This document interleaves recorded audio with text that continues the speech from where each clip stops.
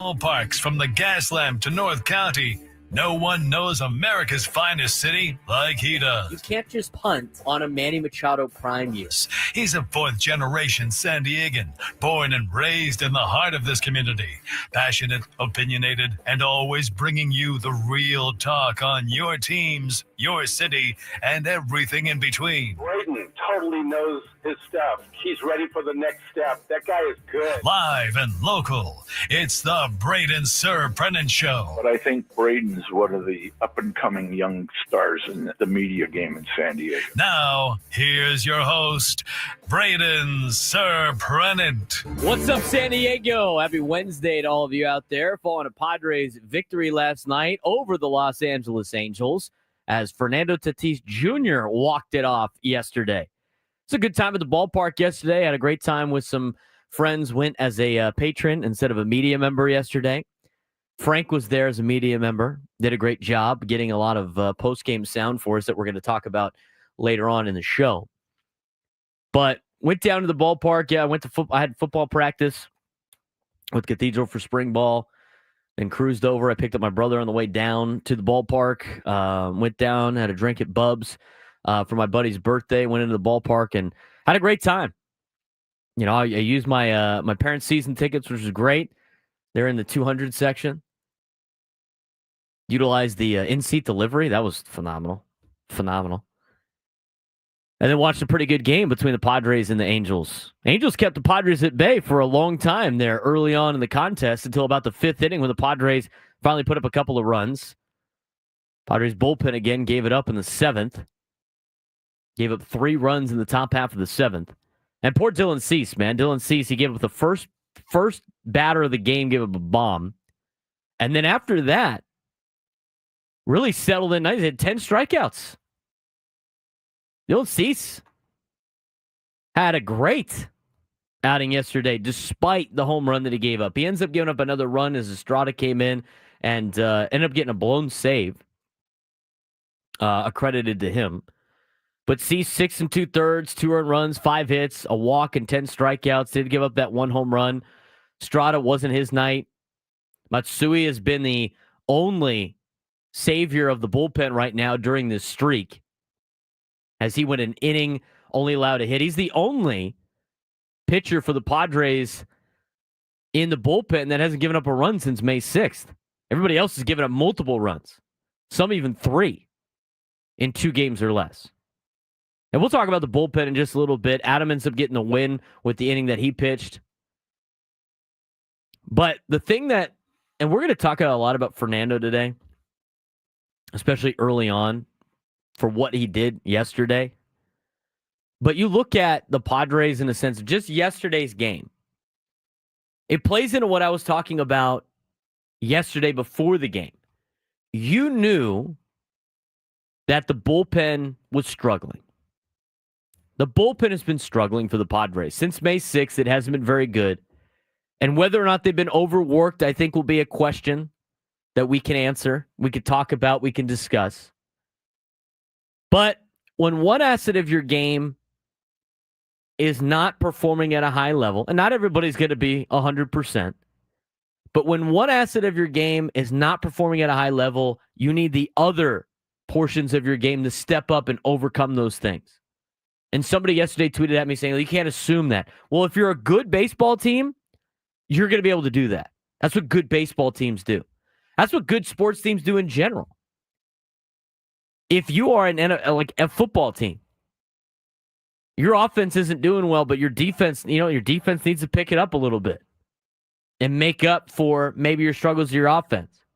Same thing if your defense isn't doing that well, your special team steps up. It's every aspect of sports. When one side is not getting the job done for whatever reason, the other parts of the game have to pick up the ones that are struggling. And good teams find ways to do that. Good teams find ways to win. Bad teams don't. And bad teams find ways to lose. And last night, I think you saw that. The Angels are not a good baseball team. They're a bad baseball team. I called them embarrassing at the beginning of the year. I don't think they're embarrassing anymore. I think that is only for the Colorado Rockies. I think the Colorado Rockies are an embarrassing team. I think the Angels are just a bad team. They're not very good. And you're going to get everybody's best shot when you're the San Diego Padres and you're at the top of the standings. Everybody around here knows. Everybody in baseball knows about the star-studded lineup and guys like Jackson Merrill and guys like Fernando Tatis Jr. You're going to get everybody's best.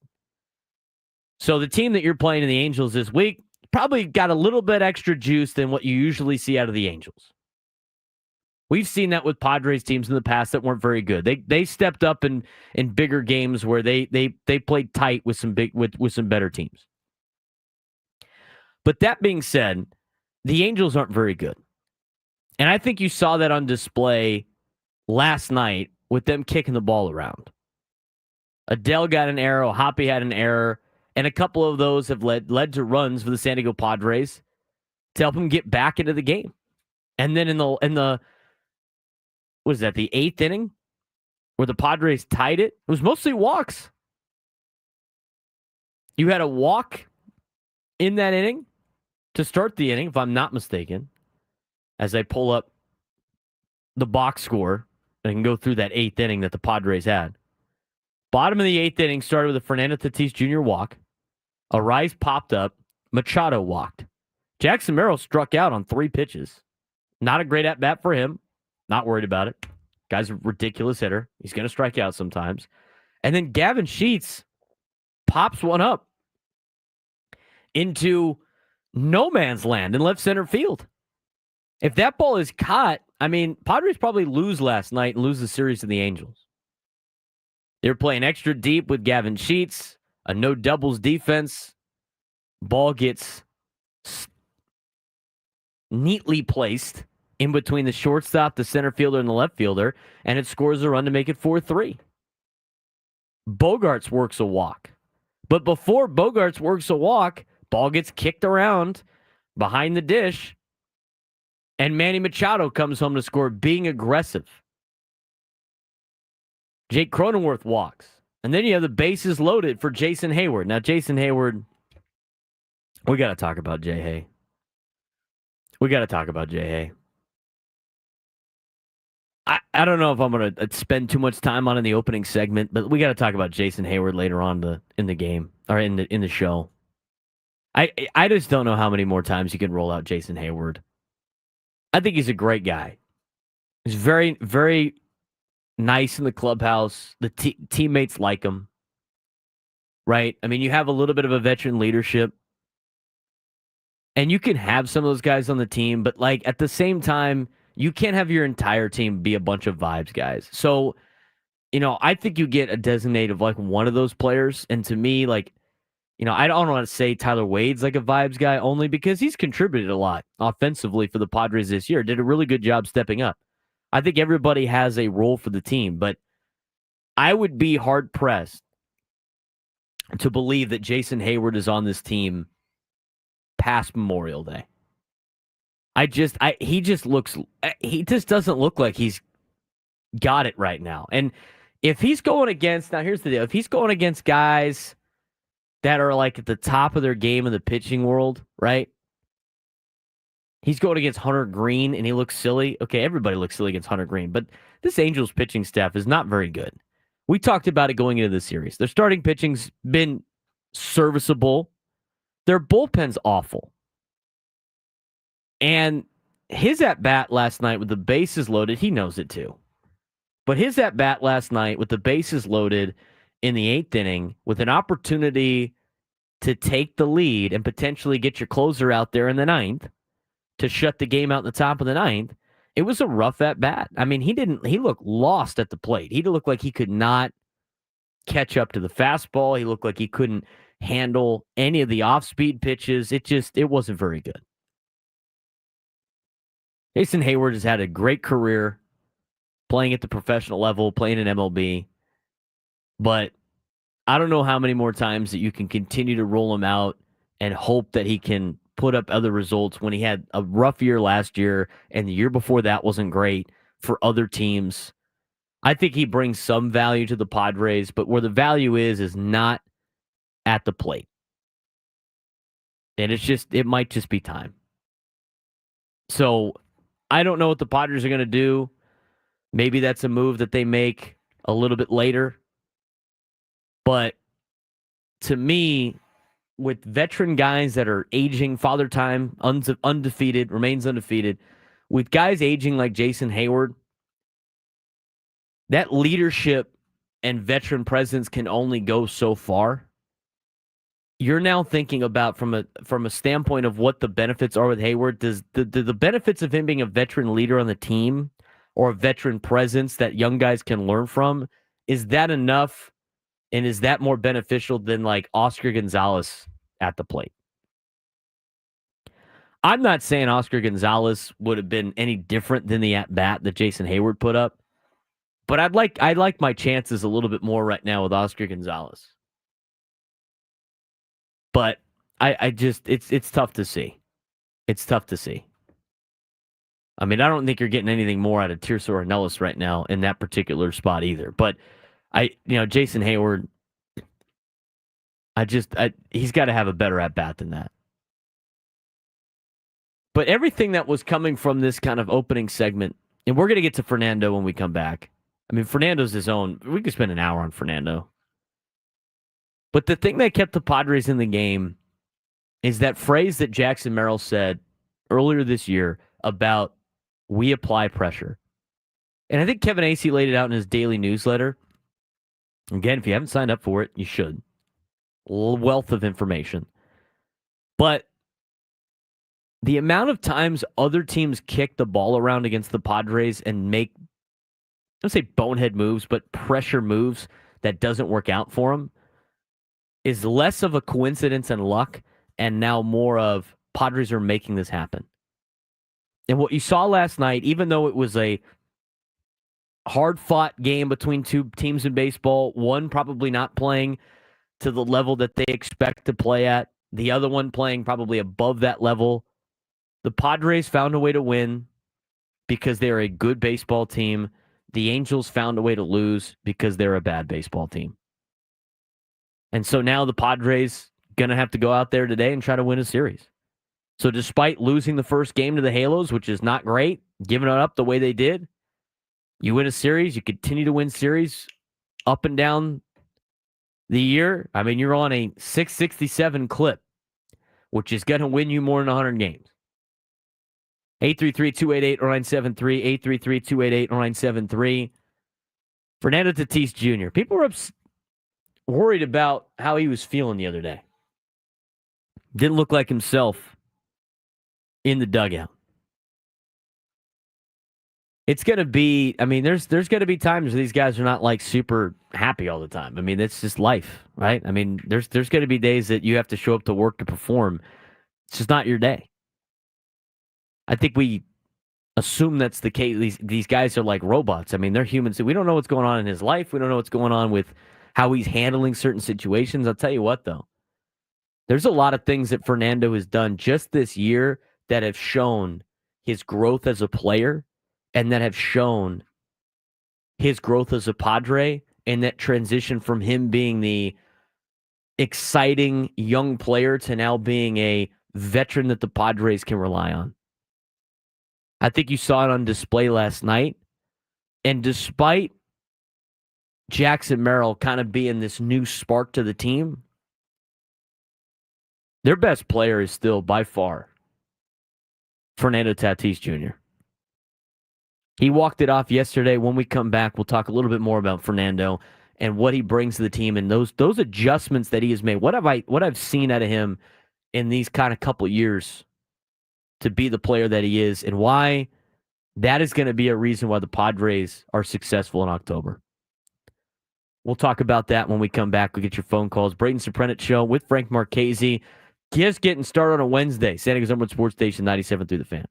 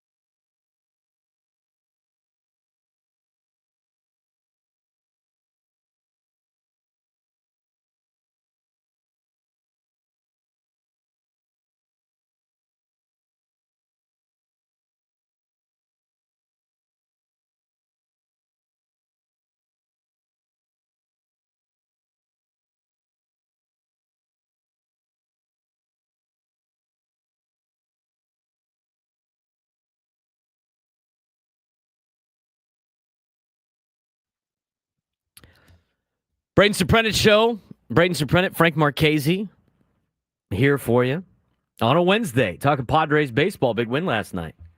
Every win's a big win. Padres now a half game, right? In the standings behind the Dodgers. How about the Detroit Tigers being the best team in baseball right now? It's a shame that the Padres had to play the Tigers when they weren't at full strength. I think the Padres could have handled the Detroit team, but I think Detroit's pretty good. That was the team at the beginning of the year that was going to be sneaky. Already off to a sneaky start. Look at the overall standings. Here's where, like, the whole applying pressure, we talk about it from a sense of, like, in-game. What did we talk about earlier this year? I can't remember if I talked about it with Frank or not. But when you look at the Padres and that whole, like, we want to talk about, and there's a lot of fans that want to talk about the division. To me, I don't think you worry about the division until later in the year. You look at the standings, you're within 5 games, go ahead, go for it. Right now, you just got to focus on yourself. But the thing that led to that 1 year, I'm going to ask Frank, see if he knows. I'm going to put him on the spot. What was... Hold on. There's something you do, Frank, that I think is awesome.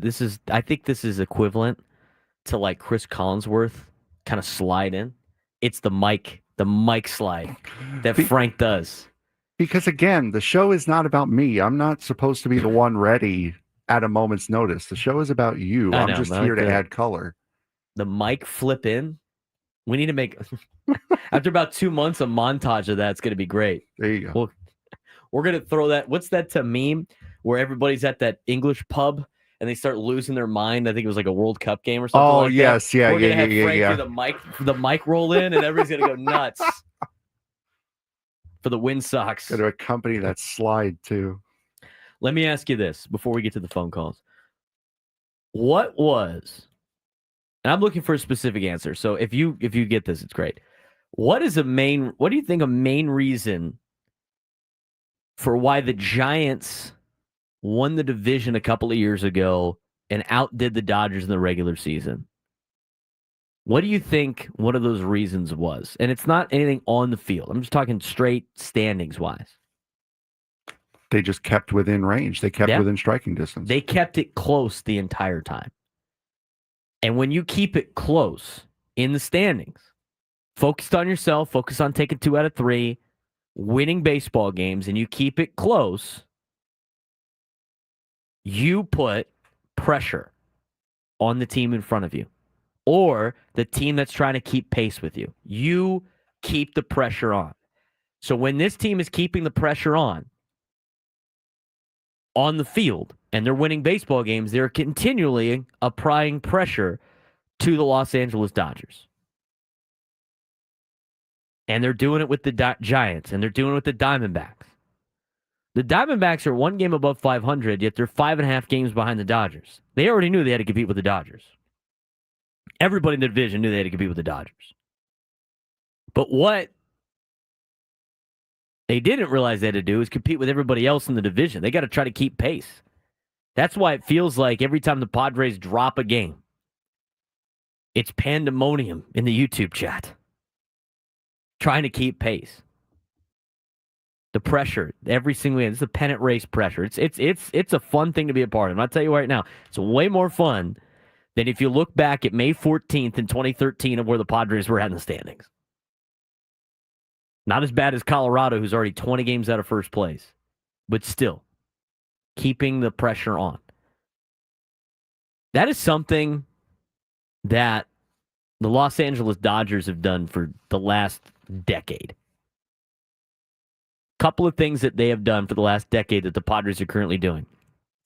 One is consistently applying pressure, and where you feel like they're going to strike at any point in time offensively. And the other one is winning in different ways. You know, everybody's all worried about the Padres not hitting home runs. The Padres don't need to hit home runs to win games. The home runs are going to come. We talked a little bit about that yesterday. It's finding different ways to win. It's winning based on aggressive. It's winning on aggressive base running. It's winning on base hits. It's winning on working counts and drawing walks. It's winning on maybe your bullpen, shutting the thing down, your pitching staff not giving up any runs with all the shutouts they've had. Padres have found different ways to win and have been in a situation that's of being at the record that they are because of being multifaceted. We saw what this Padres team was in 2023, the live or die on a big hit that they had never seemed to get. What travels everywhere and what travels on the road and what wins in October is this style of play of the Padres. It's suffocating the other teams. It's a gritty, hard-nosed way of playing baseball that we've seen LA do for years. And now the Padres are starting to do it. 833-288-0973. 833-288-0973. Let's get out to Matt in Encinitas. Matt, you're in the Braden Surprenant Show. What's going on, man? Hey, what's up? First of all, Braden, just want to say, man, you're doing an awesome job with this midday slot. I've never wanted to listen to it more, and you know, just like the Padres have been on the rise the last 5 years and building a brand of baseball for themselves. So have you. Thank you. You pretty much took a lot of the words right out of my mouth of what I was going to say. It's a brand of baseball that the Padres have been working towards for the last 5 years, and there's been some ups and downs, and you know they've played good baseball, but now they have a specific Padres brand of baseball, and it mimics what the Dodgers do as well. I mean, the Dodgers, they play great defense, they pick each other up. One of the things you didn't mention that the Padres have been doing really well since last year is two-strike hitting as well. I don't know the exact stats, but I think they were top 3 in the league or so in terms of fewest strikeouts. I believe they had the highest batting average in the league last year. And, you know, beginning to middle of last year, we were kind of playing that game where we were scuffling right around 500, couple games above, couple games below. But towards the end of last year was where they really started to find their identity. And, man, it has just been so much fun and so refreshing to watch. And the only difference between us and the Dodgers that I see now is, you know, maybe they have a little bit of a higher level of talent, but everything that you're saying about us continuing to apply pressure, put the ball in play, make plays on defense, run the bases intelligently and aggressively, it's been awesome to watch. And honestly, I don't see any reason why the Padres can't keep this up for the next 5 to 7 years, especially with who I think is the straw that stirs the drink, Jackson Merrill. Stay healthy, confident in the right headspace. Sky's the limit for this team.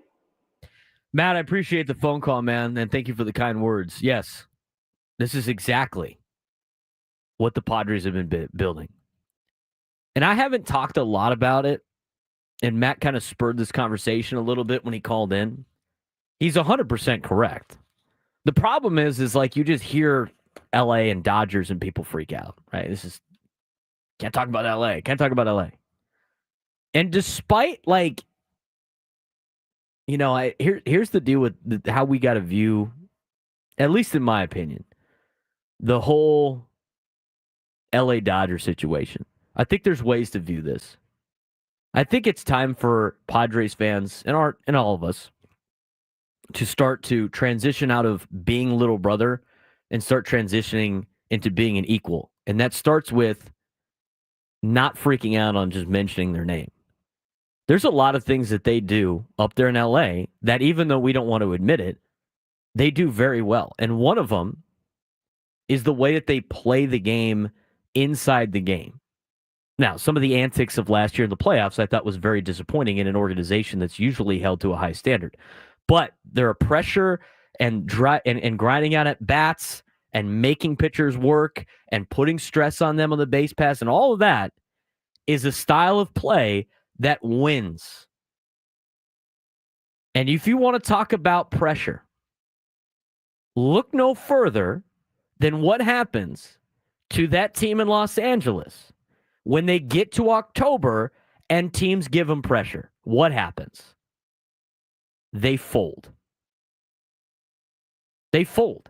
Throughout the entire year, they go out there and they dominate Major League Baseball because they have nothing to fear.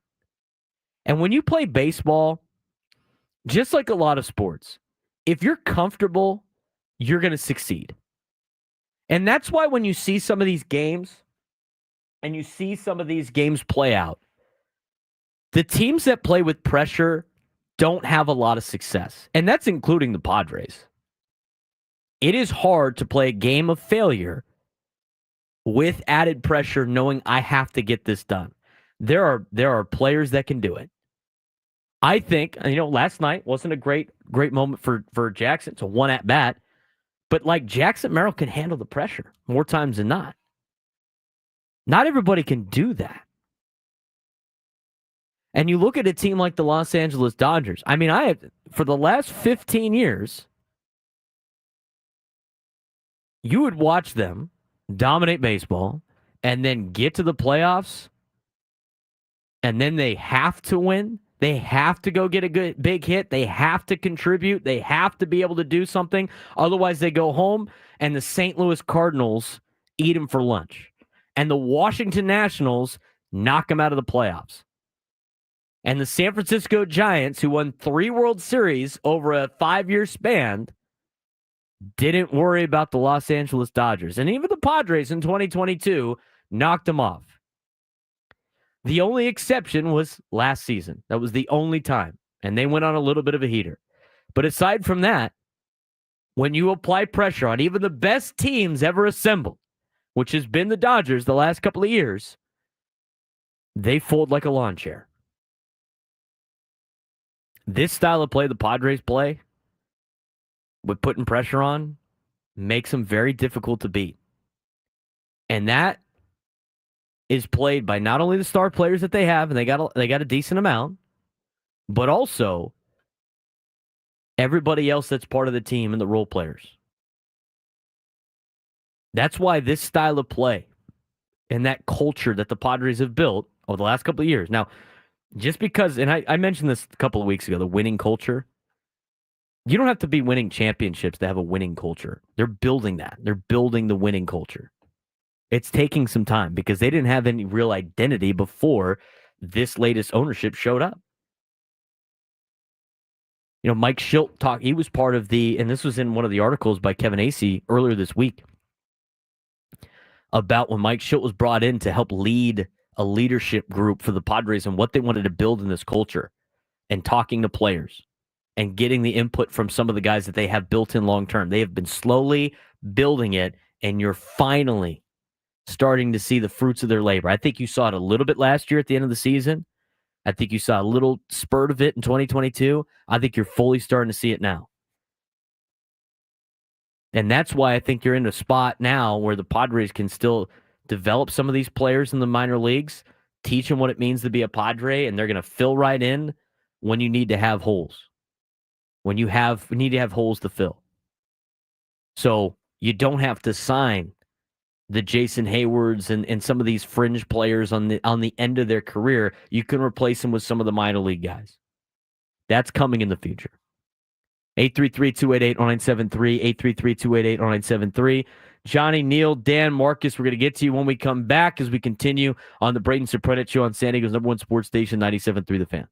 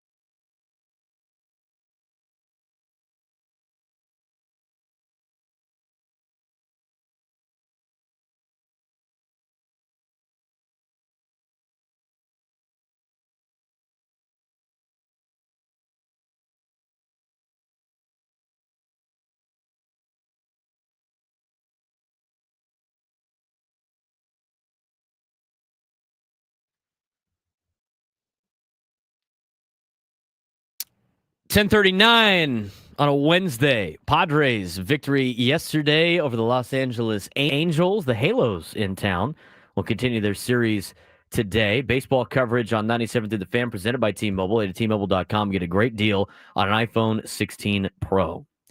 Padres game tonight will be at 6:40, even though it's a Wednesday.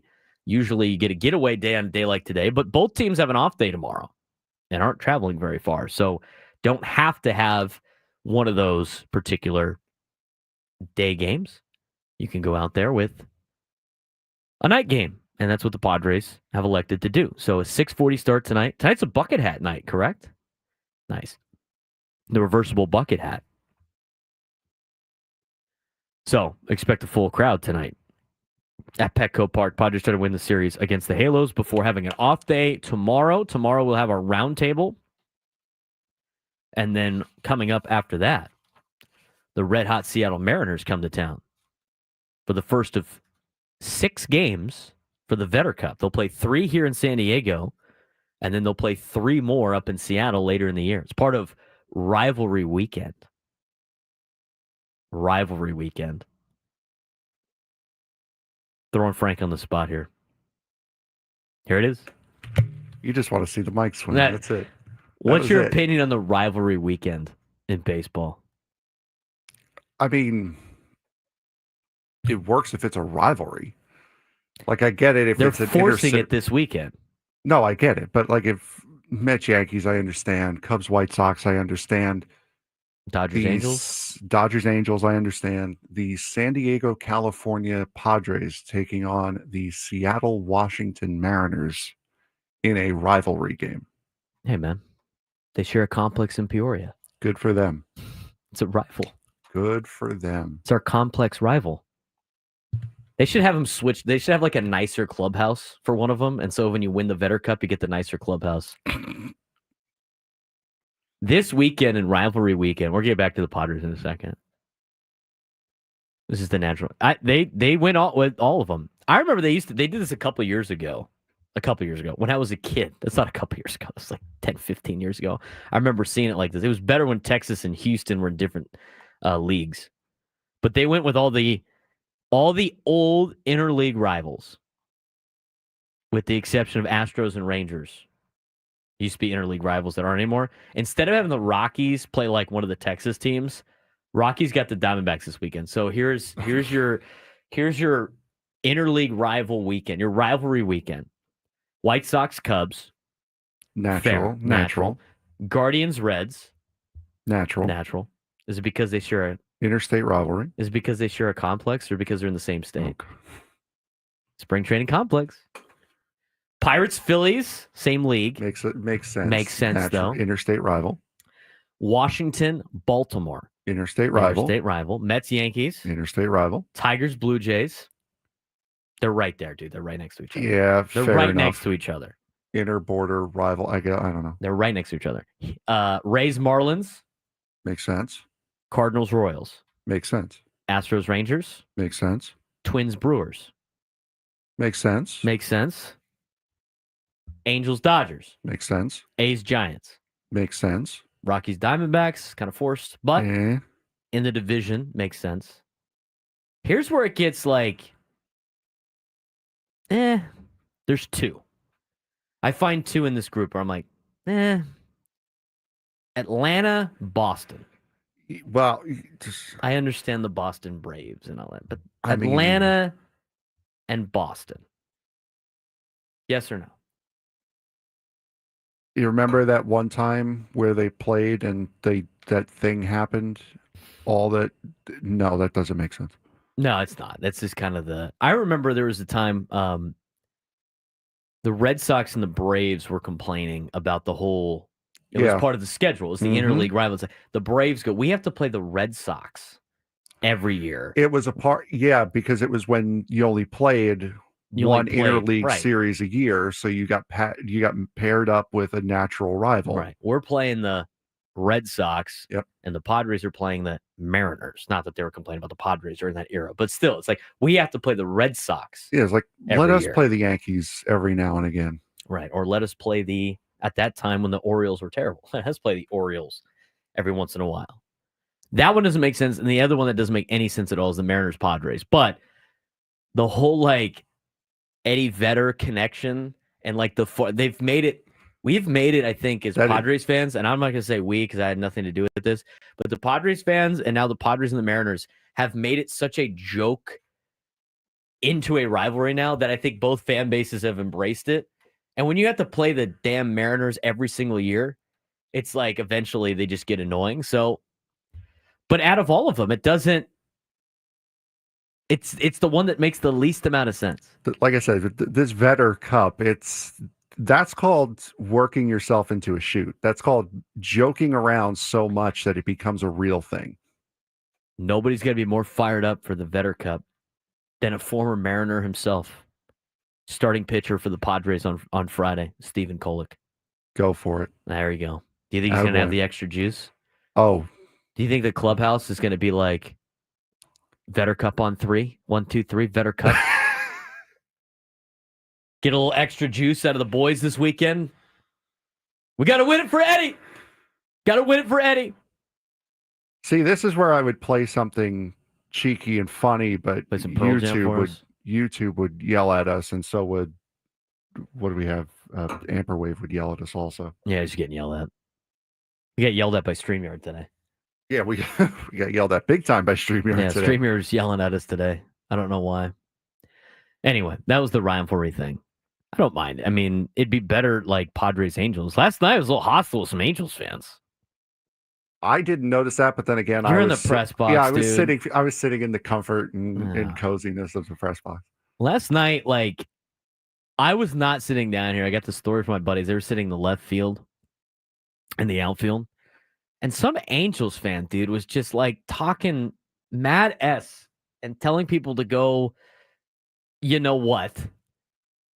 To like an old lady that was a Padres fan. He's just like mouthing off. He's on vacation. We all know that stuff you do during vacation doesn't count in real life. Come on. Break. Do not have excuses for some Halos fan yelling at some poor old lady. And then my buddies immediately after the home run bomb, the Tatis walk up, just turned around, started screaming at him. But then, like, I was leaving like the ballpark, right? And then it was like, bleep the. I'm like, dude, why waste energy on the Angels? Why waste energy on the Angels? They know they suck. They don't need to be told. Their fans don't need to be told. Oh, there was another fight in Gallagher Square? Oh, wow. Evergreen. Good on you. 833-288-0973. Let's get back to the Padres conversation. Neil in San Carlos here on the Braden Surprenant Show. What's going on, Neil? Hey, Braden. Nice win last night. That was great to see that Tatis nuke. We needed that so bad. I wanted to touch on something you said right before the last segment about having to pick up guys like Heyward. And I'm not just going to bitch and moan. I'm going to identify a problem and give you a solution. I mean, I think it's absolutely time to let Heyward go. When AJ signed him, he signed like Heyward, Gurriel, and Connor Joe all within a week of each other for like $1 million a piece. I was shocked when he signed him because, you know, he's been like a 214 hitter the last 5 years, going down. And the whole precipice was, well, you know what? He's a vet, defense, leadership. Let's see what he's got. $1 million, not going to hurt us. Well, we're a quarter into the season. Gurriel's already gone. Joe's already gone. And Heyward is batting like 173. And people say, well, if we get rid of Heyward, who are we going to play? I mean, Brandon Lockridge, 47 at-bats, hitting 234. Tyler Wade, 56 at-bats, hitting 268. They're not long-term solutions, but they are better at this point than Heyward. Heyward, I mean, nice guy, but he doesn't belong on a major league roster. My barometer is always, if we cut this guy today, would anyone else pick him up tomorrow? And no, nobody's going to pick up Heyward. I also think we should call up Oscar Gonzalez when we cut Heyward, give him more than a cup of coffee, give him a couple weeks, see if he can get right. Oscar Gonzalez, Tyler Wade, Brandon Lockridge, I can live with that platoon until AJ finds somebody else for left field. And my solution for that is, I know the other day I said maybe we should think about trading Salas because this is our window right now, especially since we're losing Cease, King, Arise, Adam, and Suarez in the offseason. We got to push all those chips in. Brian Reynolds, great fit. AJ's coveted Brian Reynolds for years. He has 5 years left, $70 million, team-friendly kind of deal. His lifetime numbers are the exact same numbers that Profar hit last year for like $14 million a year. I could handle that for the next 5 years. I could swallow giving up Salas for something like that for the next 5 years. What are your thoughts? Well, Neil, I don't think you really need to give up Salas for a guy like Brian Reynolds. Pirates don't even want to win anyway. What do the Pirates care? I don't think you really need to give up a Salas to get a Brian Reynolds. I think you could probably make that move happen. It's not a bad idea. I mean, the thing with Heyward, dude, it's just Father Time is caught up. I can't really defend like Heyward's at bats last night. It's not there anymore. And if you want to go with the youth movement, I don't think it's a bad idea. There's a lot of things that he brings to the table, behind the scenes, but you have to make the sense that, is what he is bringing to us more beneficial than a guy being able to go out there and perform on the field. And right now, with some of the fringe players that you have with the Padres, I don't necessarily know if that's the case. I would imagine, unless Heyward has a great rest of the week, he probably will not be with the organization after Memorial Day weekend. And if he is, it's probably not going to be much longer after that. But you see that with a lot of guys. I mean, David Peralta was ready to get, basically, I think, he was probably going to get cut. And then he hit a home run in Texas and continued to play well. But now he's not on a team.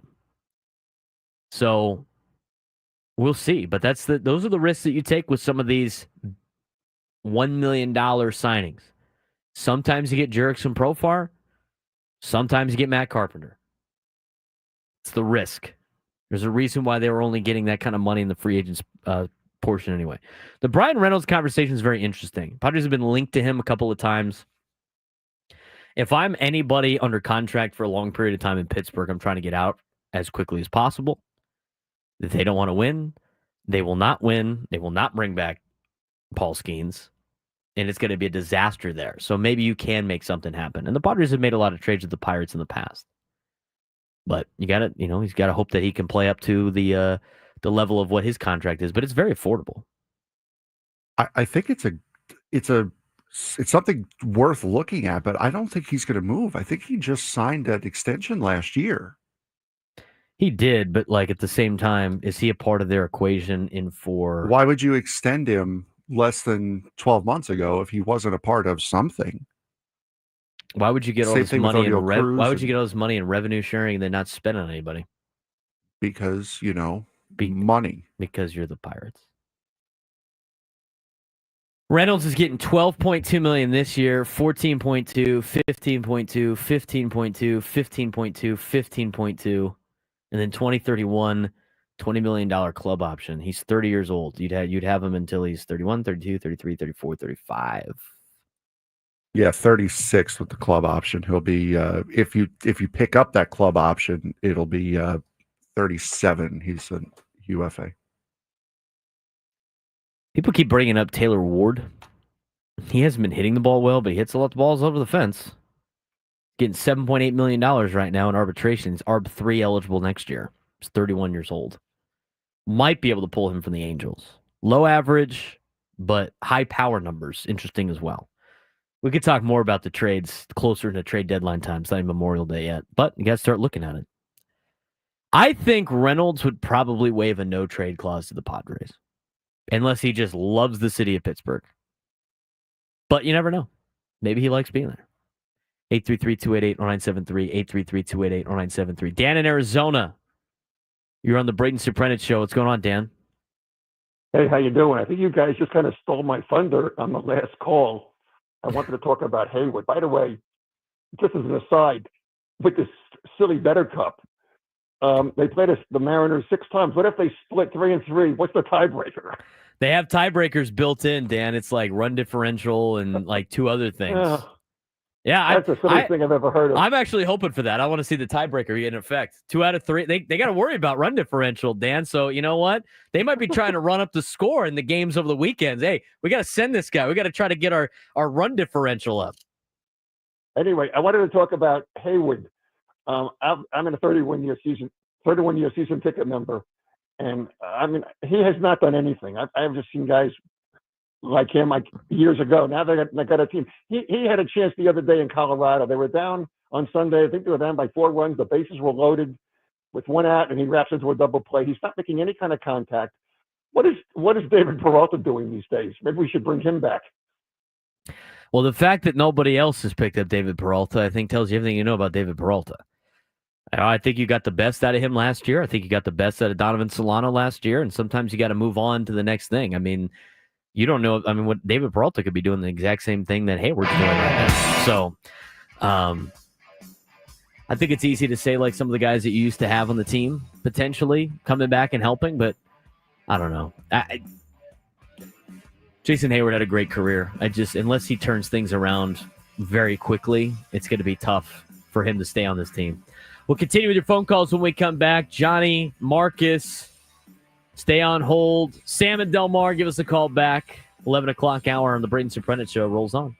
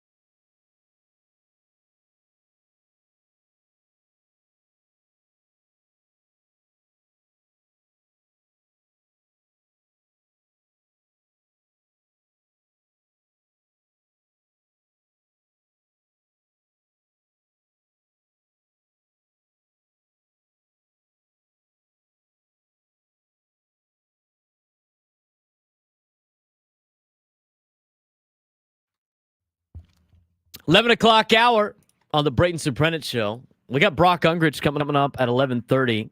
USD baseball manager.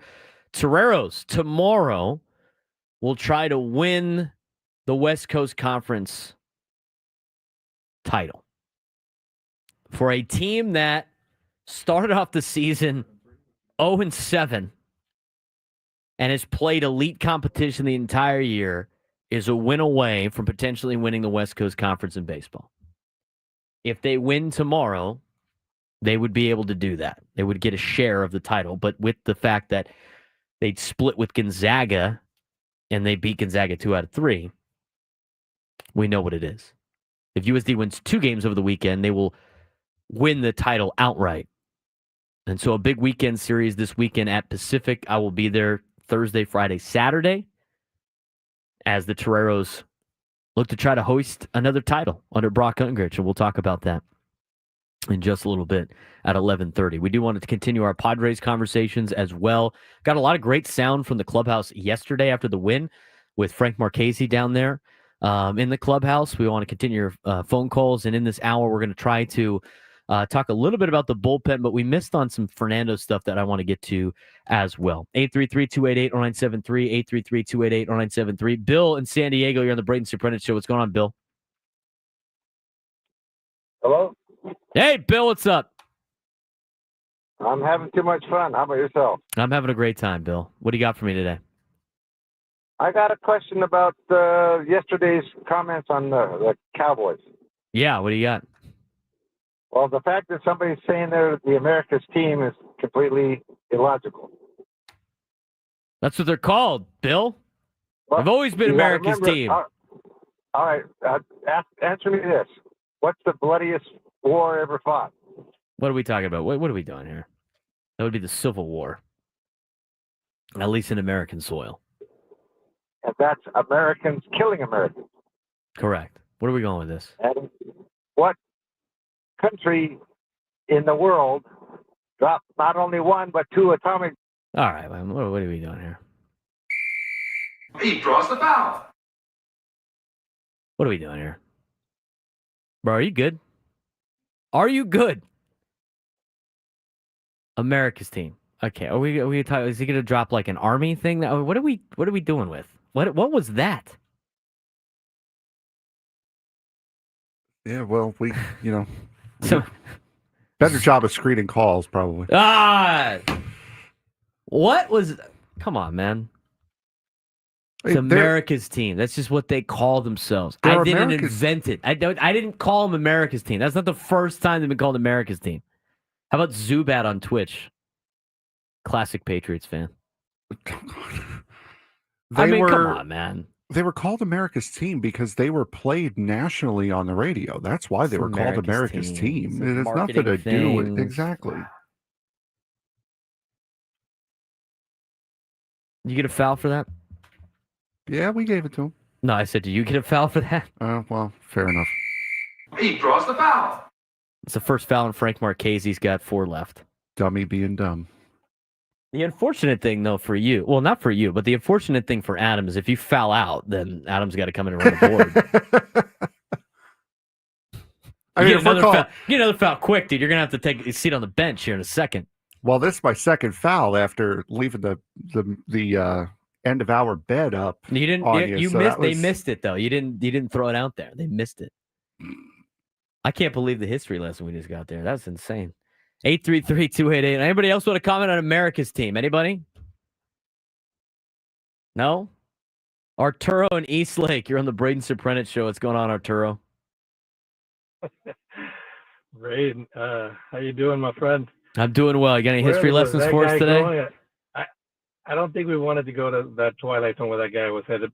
I will say that I always hated that the Cowboys were America's team because I just didn't like the Cowboys. But other than that, that's what they're called. You're right. For some reason, they call them that, but I don't really care. Can we talk about the Padres? Absolutely, Arturo. What do you got for me, man? Well, about the Jason Heyward, I know that since Gurriel's gone, now you have to sort of like go towards, okay, who's a little bit less, or I guess who's the new Pinata? At least it's not Bogaerts anymore. I'm glad that that's happening. Hey, just give it a couple of days, man. Just give it a couple of days. Yeah, I know, but I think Jason Heyward still has a good swing. I think his exit velocity is still good. He's just maybe in a little bit of a slump. We need to give him a little bit more time, and I would go with him over Ornelas because Ornelas still needs some time down in the minors, I believe. And Heyward's got the experience where he might be able to work himself out of it now. How much time you give him, that's going to be up to our great manager and coaches. But I'm sure he's going to become the new Pinata if he keeps doing that. Yeah, well, he's and Arturo, I appreciate the phone call, man, but his just metrics are just super low. He's 35 years old. You know, he's been on a rough patch for the last couple of years, and there's really nothing that he's been able to do in the last couple of years that would show you that he's ready to get out of the slump. You know, which is unfortunate. He had a great Major League Baseball career. Nothing to hang your head on. But right now, at his age, age 35, he's been playing baseball. He's been playing Major League Baseball since he was 20 years old. A 15-year career. But his swing speed's not high. His average exit velo is one of the lowest in Major League Baseball. It's probably decent for like a 35-year-old, but at the same time, it's not that great anymore. So I think they're going to be a little bit patient with him, just like they were with Yuli Gurriel, but it's not going to be much longer, I don't think. 833-288-0973, 833-288-0973. Rex in Imperial Beach down in the IB. What's going on, man? Hey, man, how you doing? I'm doing well. Just want to comment on this, jump in on the thing about the Cowboys. I'm not a Cowboys fan, first of all. But, you know, growing up in the 70s, you know, you had Tom Landry as the coach, Roger Staubach as the quarterback, and you had Tony Dorsett. I mean, it was kind of gave off a vibe, you know, and they were winning. So they did kind of carry this kind of all-American, you know, aura about them. You know, so I can kind of see where the America's team came into play. But at this point, for as long as they have been mediocre at best, you know, I feel like any Cowboys fan, when they hear the term America's team, you know, it's got to be kind of embarrassing. I mean, you know, this team is not America's team any longer. So why do they keep referring to it as that?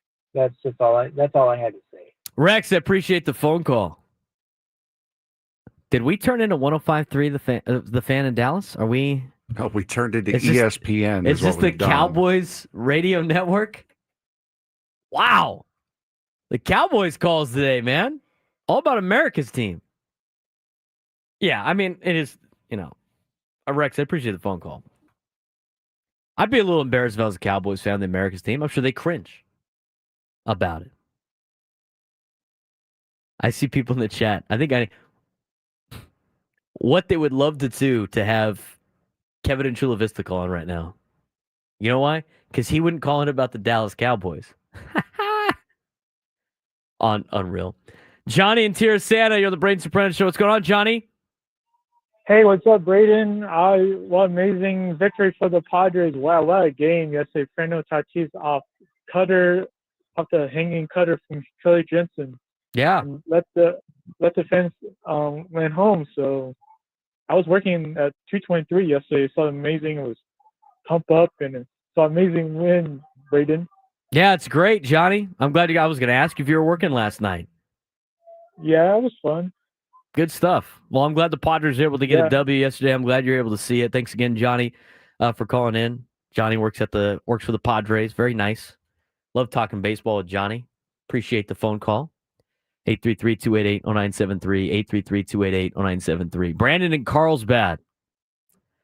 What's your take on America's team? What's up, brother? Always great talking to you. You know, real quick, just watching you since you're with Coach John, man. I'm stoked for you, dude. Just keep doing what you're doing. We're diehard, born and raised, sour San Diego sports fans. But on the flip side of that, not with our Padres. And for all you that were like checked out yesterday going, oh, gee, is the Angels our new Colorado Rockies?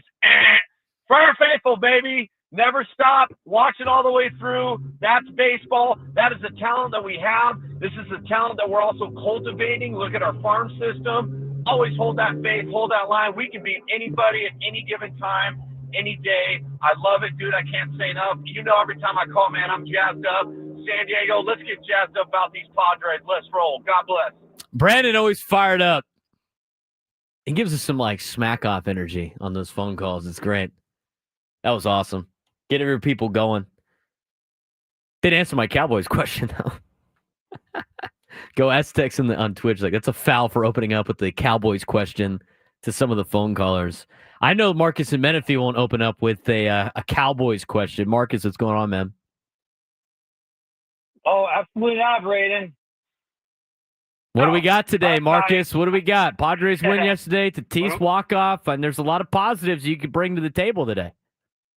I can, but I'm actually going to lean it more towards you guys this time.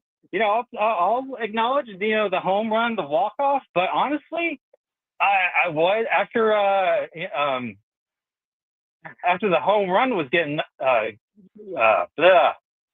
the home run in the eighth, I was bummed. You know, I threw down a little F-bomb there, but I thought to myself, okay, calm down. They got 6 outs to go, and then I thought, you know what? Yesterday's show, Braden and Frank, it was an awesome show. I laughed my tail off so hard. I would actually like to hear another show over a loss. But then they had 6 outs. And you know what? Walk off. I'll take it. Thanks, guys. Have a good day. Thank you, Marcus. Hang on a second. Is he saying our shows are only good after Padres losses? Come on, man. That is a little. Was that kind of what it sounded like? That sounded like, yeah. I don't think so. Marcus is still here. Hold on. Let's get a rebuttal to that. Yeah. What are we saying? Our show's not funny after wins? No. I'm not saying it's not funny. It's the chat that's making it more funny. That's, you know what? There he is. There it is. Yeah. I work for a package delivery company, brown and gold. Take it for what it is, you know. So Padres through I and through. sport those colors. So yeah, long days, dude. You know, any content is great content. I appreciate you guys. Well, I appreciate you, Marcus. Yesterday's show's fun. The Cowboys flip. I can't believe how many. I think we have like 5 Padres phone calls and about 4 Cowboys calls today, all on whether or not they should be called America's team. That is hilarious. 833-288-0973, 833-288-0973. We'll continue with some of your phone calls. We'll also talk more about Fernando Tatis Jr. when we come back. Mike Shildt talked about him. Frank got some good sound from Fernando yesterday after the game. We'll talk about that when we continue on the Braden Surprenant Show on San Diego's #1 Sports Station 97.3 The Fan.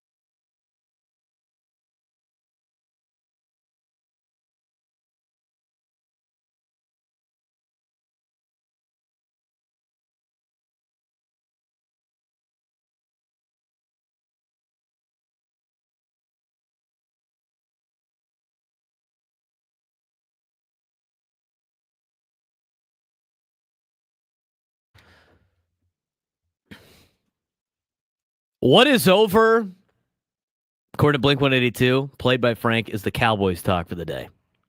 Till the schedule comes out. Full schedule breakdown tomorrow. The Braden Surprenant Show. Not while I'm around. Week 1, Dallas Cowboys at the Eagles. What do we got? How do we think this game's going to go? Did you see our sister station in Philly? Their poll that they put out a couple of days ago. I know. For a guy like, from a New York fan, I would imagine you probably don't pay a lot of attention to WIP in Philadelphia. The only guy from WIP I know and like is Jody Mack. Jody Mack's on WIP? I didn't know that. Yeah, he does. I know he does the national stuff. Yeah, he does WIP, or at least he did when I was still there. But yeah, he did Jody Mack. WIP during the week, and then Jody Mack. He'd come down to New York for the weekend. I remember working Padre games late on Saturdays, running the board.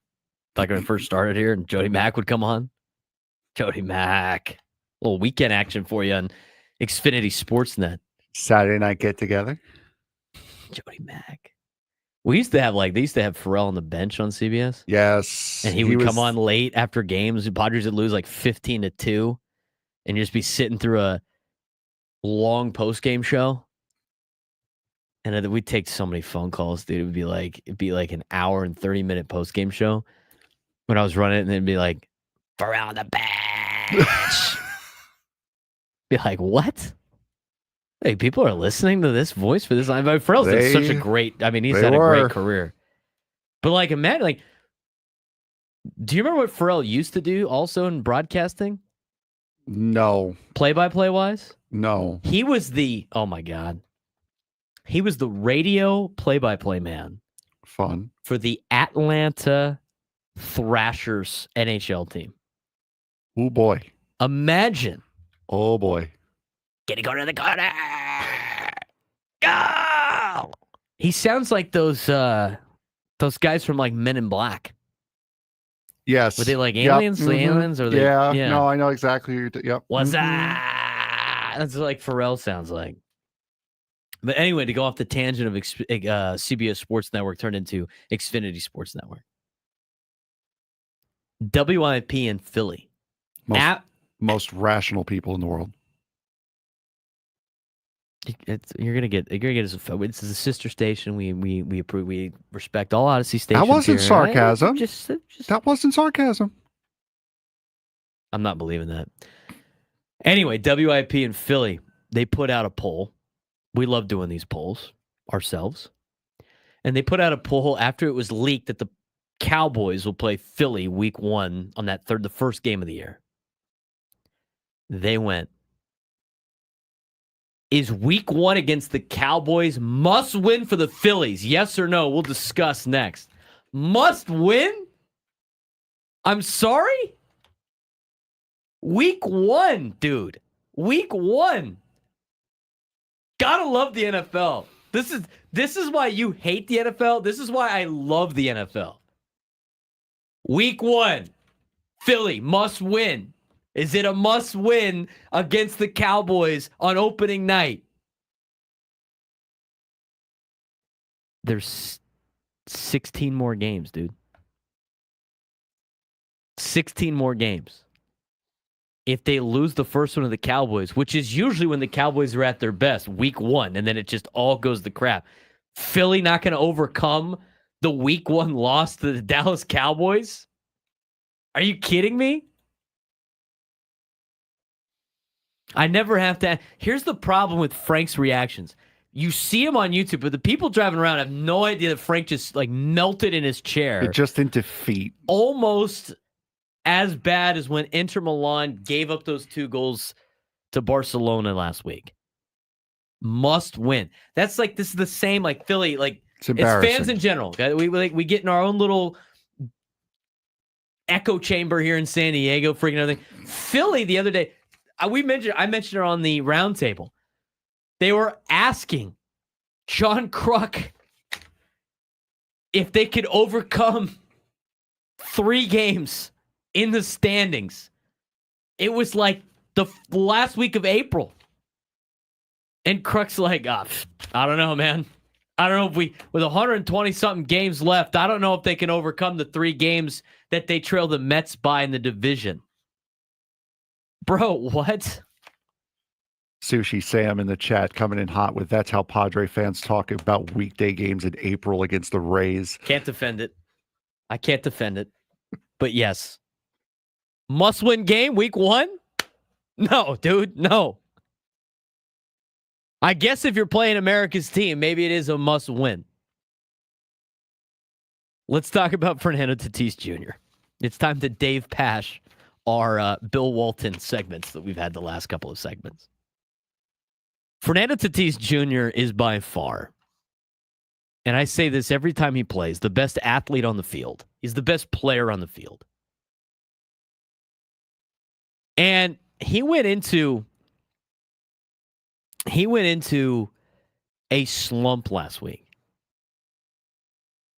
Wasn't even really much of a slump. He was grinding through. He felt like, he was getting the bat taken out of his hand a little bit with some of the calls that he got on the road trip. Wasn't slugging as much as he wanted to. The home runs were down. I mean, he hadn't hit a home run like 60-something at bats before he hit one in Colorado and then hit 2 in the last 2 days.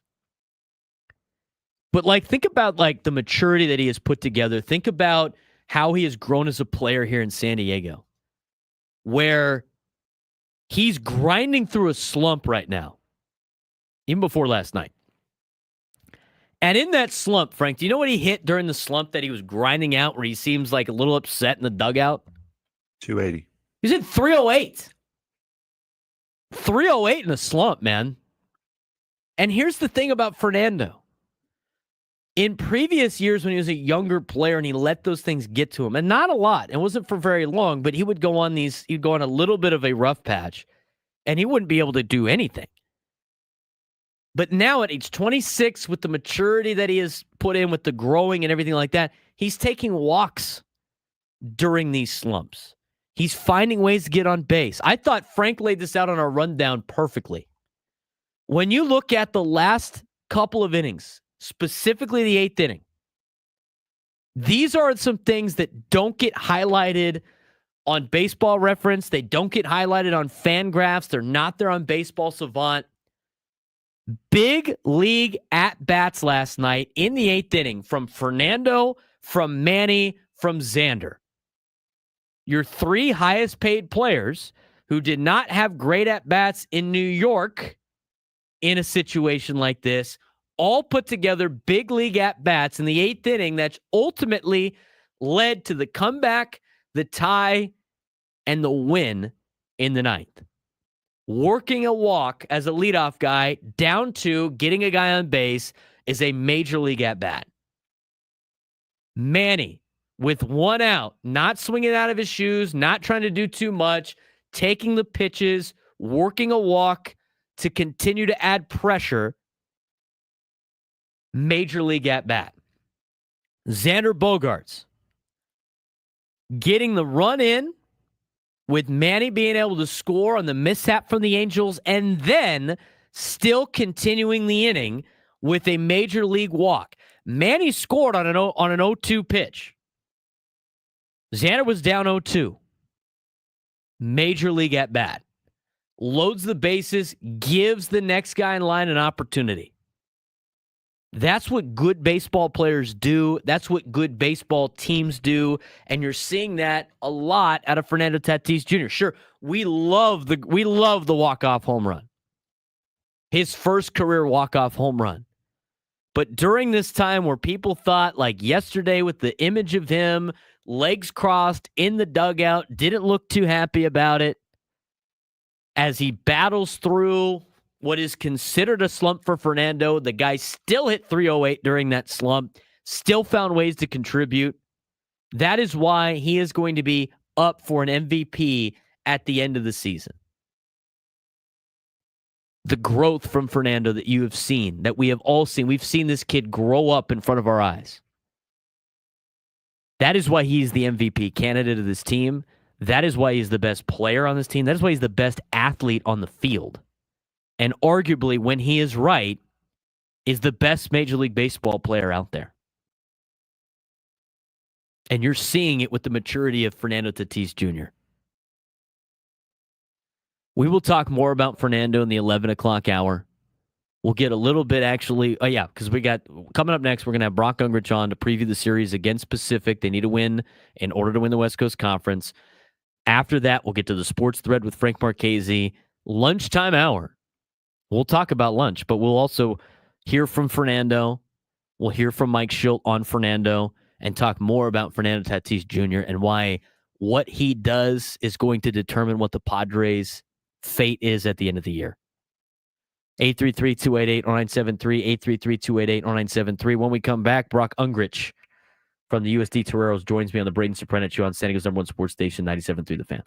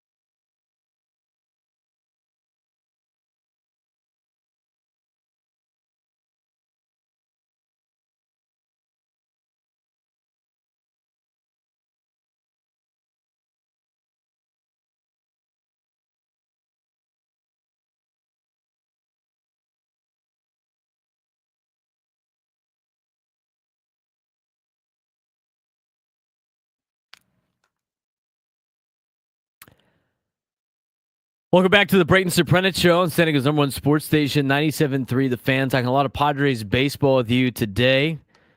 And apparently a lot about the Dallas Cowboys. I don't know where that came about. This hour of 97.3 The Fan is brought to you by U.S. Wellness Meats. Overwhelmed by processed foods, U.S. Wellness Meats offers an all-natural alternative. 100% grass-fed beef, pork, poultry, wild-caught seafood, and more. Ship free from family farms. Get 20% off your first order at uswellnessmeats.com.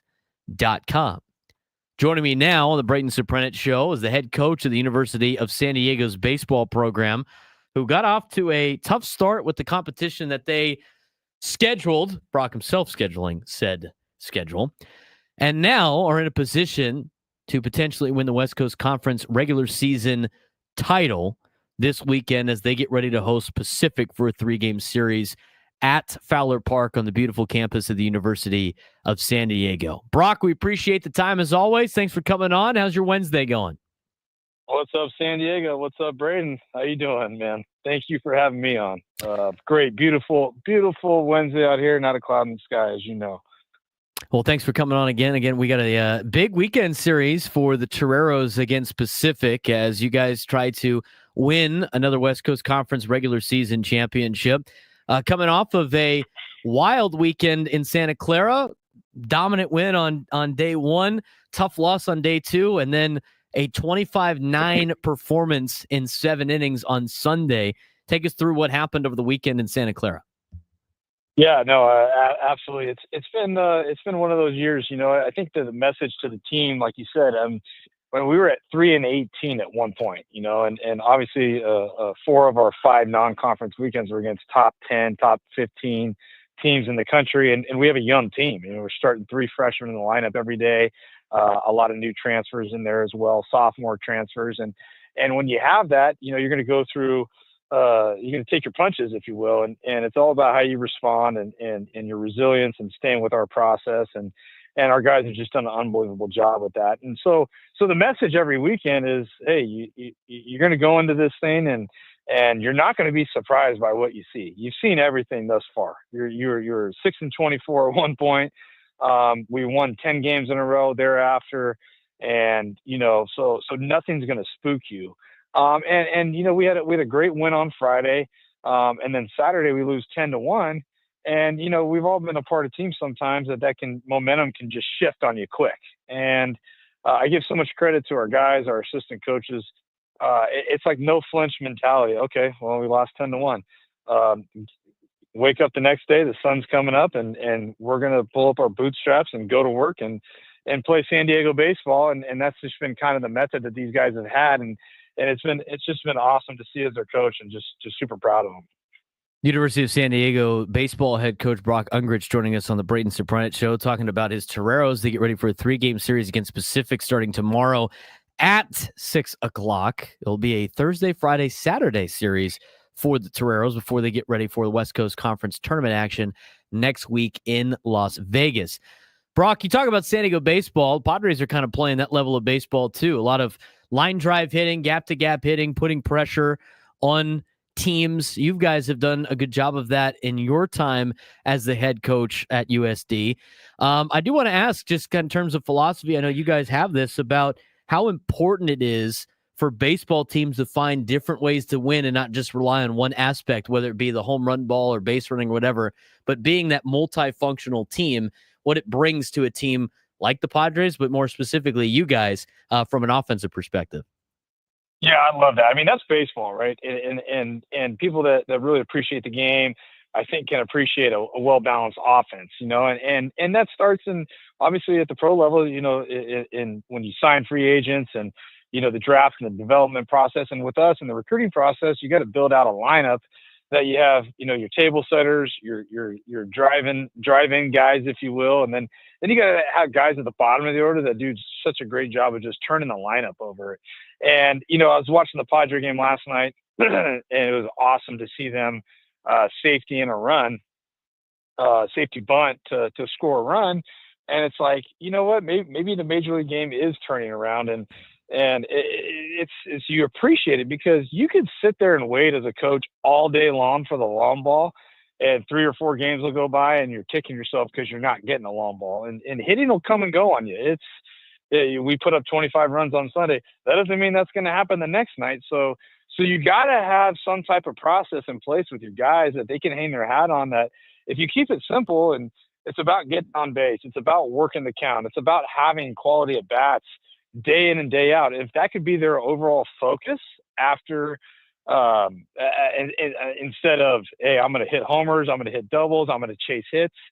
Man, when you get in that mindset of trying to chase success and trying to chase results, you get distracted by what is the overall process? What can I control? That starts with getting a good pitch to hit. That starts with not trying to do too much at the plate. And if I can't get my job done, I'm going to pass it to the next guy in the lineup to get it done. And the same thing goes on the mound too, as well. You know, it's a total team effort, and baseball can be distracted by being an individual team sport. You know, so we pride ourselves on that a lot. It's a lot of time from day one on really instilling that in our program, and our guys in turn at the end have a lot of individual success because their focus is on the team side of it.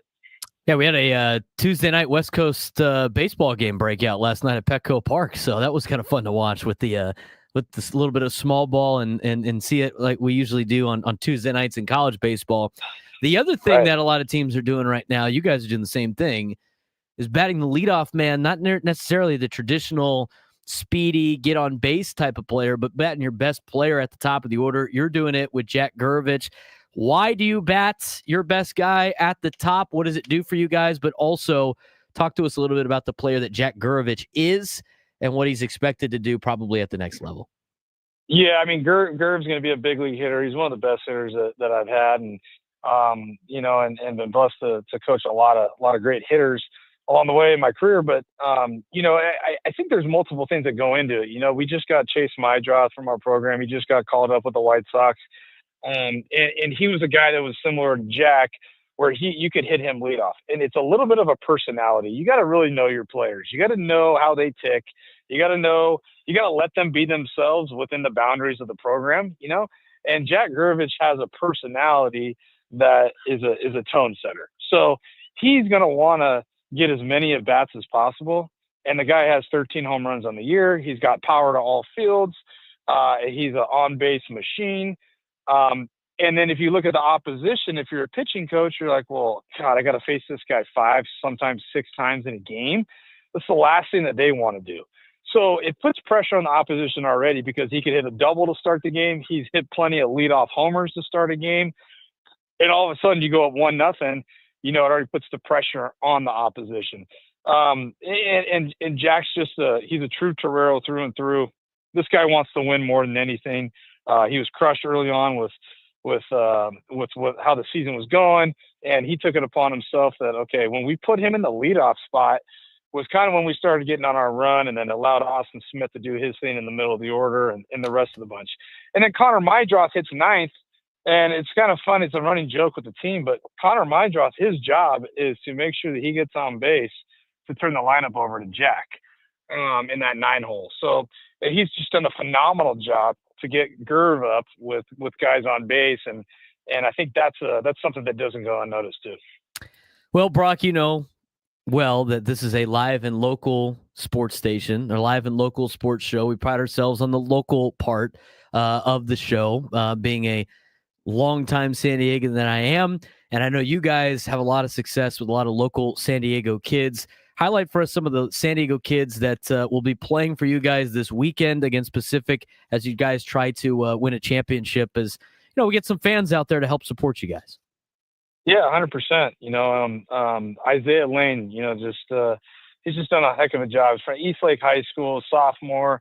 You know, went to Oklahoma at a high school, and we lost him in the recruiting process, but exit with grace, and called right away and wanted to come home to San Diego. And he's just done a heck of a job for us at shortstop. I mean, just on both sides of the ball, defensively, 6'1", 185, just a great athletic body out there, and is able to play short, great arm, great range, and then just done it with the bat this year. I mean, he's hitting about 320 right now with 6 home runs, and hits second for us in the lineup, and And it's just brought another energy type to our team and our program, and just an exciting player to watch, and and just been an unbelievable piece for us. So just very proud to have a local boy like that representing our ball club well.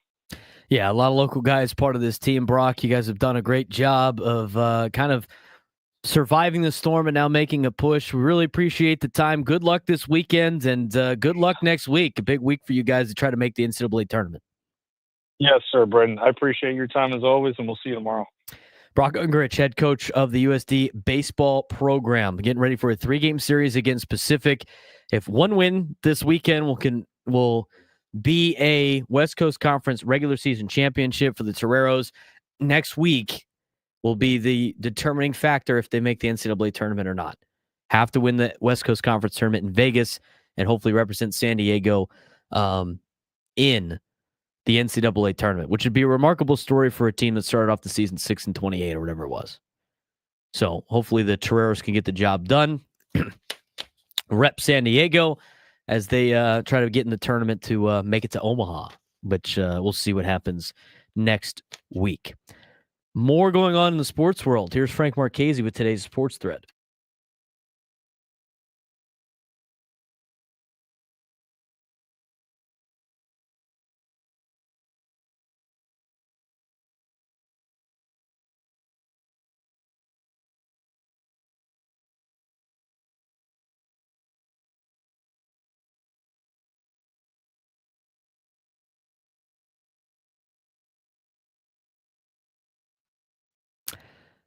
We had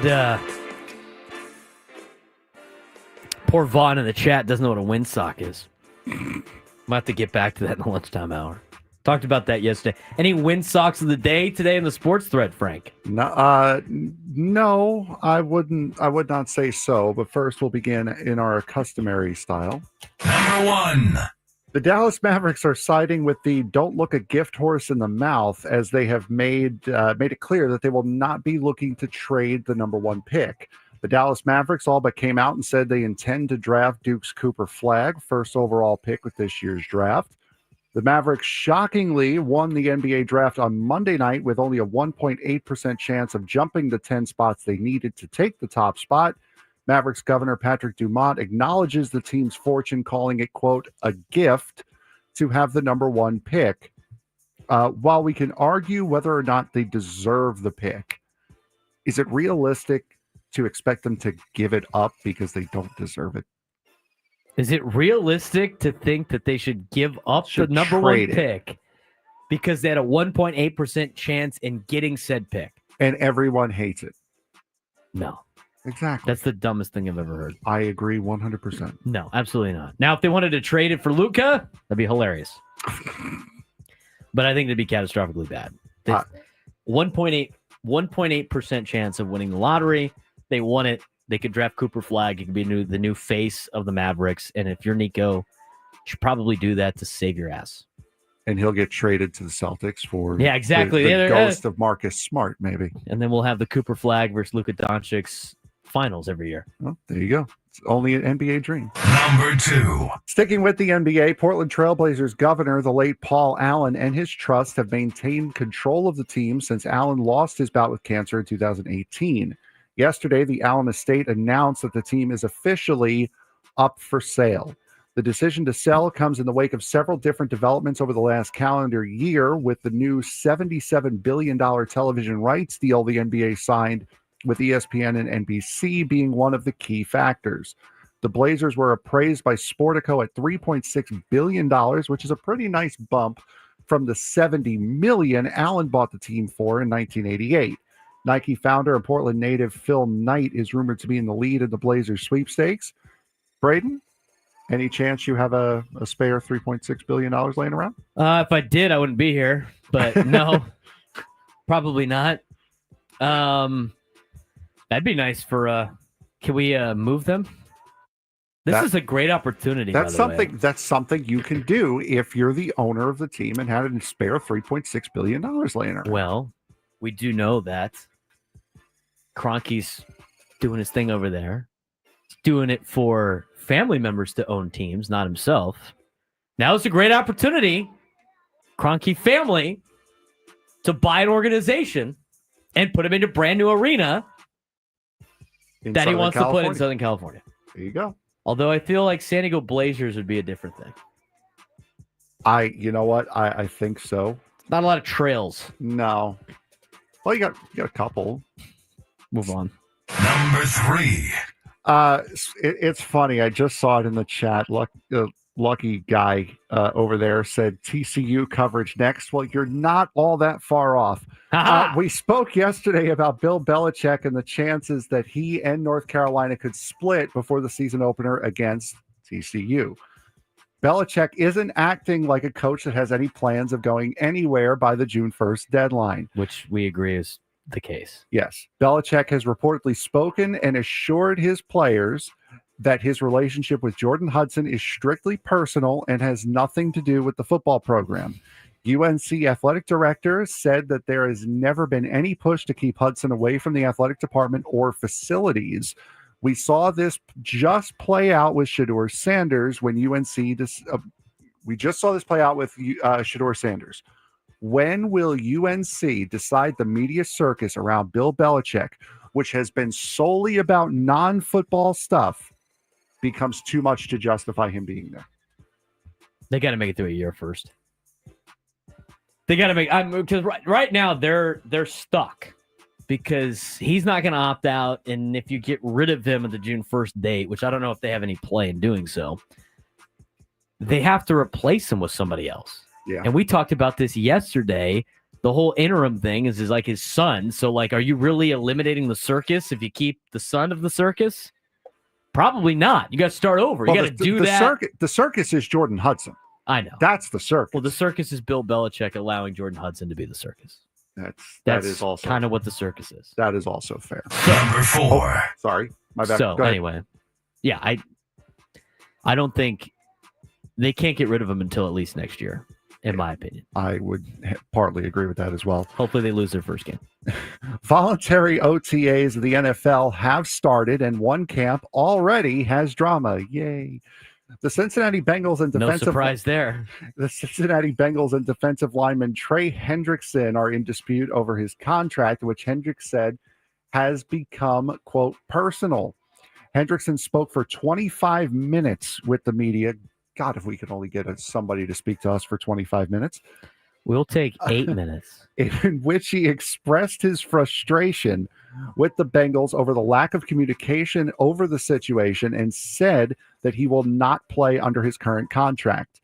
Hendrickson became just the 5th player in NFL history to have back-to-back 17-plus sack seasons last year and is set to make $15.8 million this year. Do you see Hendrickson playing week 1 for the Bengals? I think they probably get it done. I think it's going to be a while, though, because the Bengals always do this, because the Bengals are a poorly run organization. One of those organizations that inherited the team from the guy that started it. It's their main source of income. It's not one of the ones that, like, they made it rich doing something else and they bought the team, right? So, and they've always been like that. I mean, the Bengals have been, with the Brown family, has been run just like the Chargers with the Spanos family. It's very similar. And every once in a while, they'll have some good teams, right? Because they have a good coach and, they get the good quarterback, but they can't get out of their own way more times than not. So I think this is going to be a circus like it always is in Cincinnati, especially with the Bengals. And I think eventually it gets done because it usually does, but it's going to be dragged out. You know what the best part is? What? I don't care. Number 5. The season debut for Clayton Kershaw was imminent last week. This week, it has become scheduled, and unfortunately for one of the teams that are in San Diego right now, they drew the short straw. The Dodgers announced yesterday that Clayton Kershaw will make his season debut on Saturday at Dodger Stadium against the LA Angels. Kershaw's return from knee and toe surgeries comes at a very fortunate time for the Dodgers, with Snell, Glasnow, and now Roki Sasaki all out of the rotation with injuries. Braden, does Kershaw do anything of note this weekend? I mean, does he win? Does he throw a no-hitter? I mean, just notes. I mean, I bet you does he make it past 4 innings? I think he goes 5 innings, 2 runs. One bomb. Oh, there you go. He's 37. I'm not like you said. Like draw the short stick. Did they really? I had to make it sound appealing, Braden. It's appealing anytime you mention the Dodgers. People get triggered. 833-288-0973. 833-288-0973. We'll continue the Tatis conversation when we come back on the Braden Surprenant Show, Segments from One Sports Station, 97 through the Fan.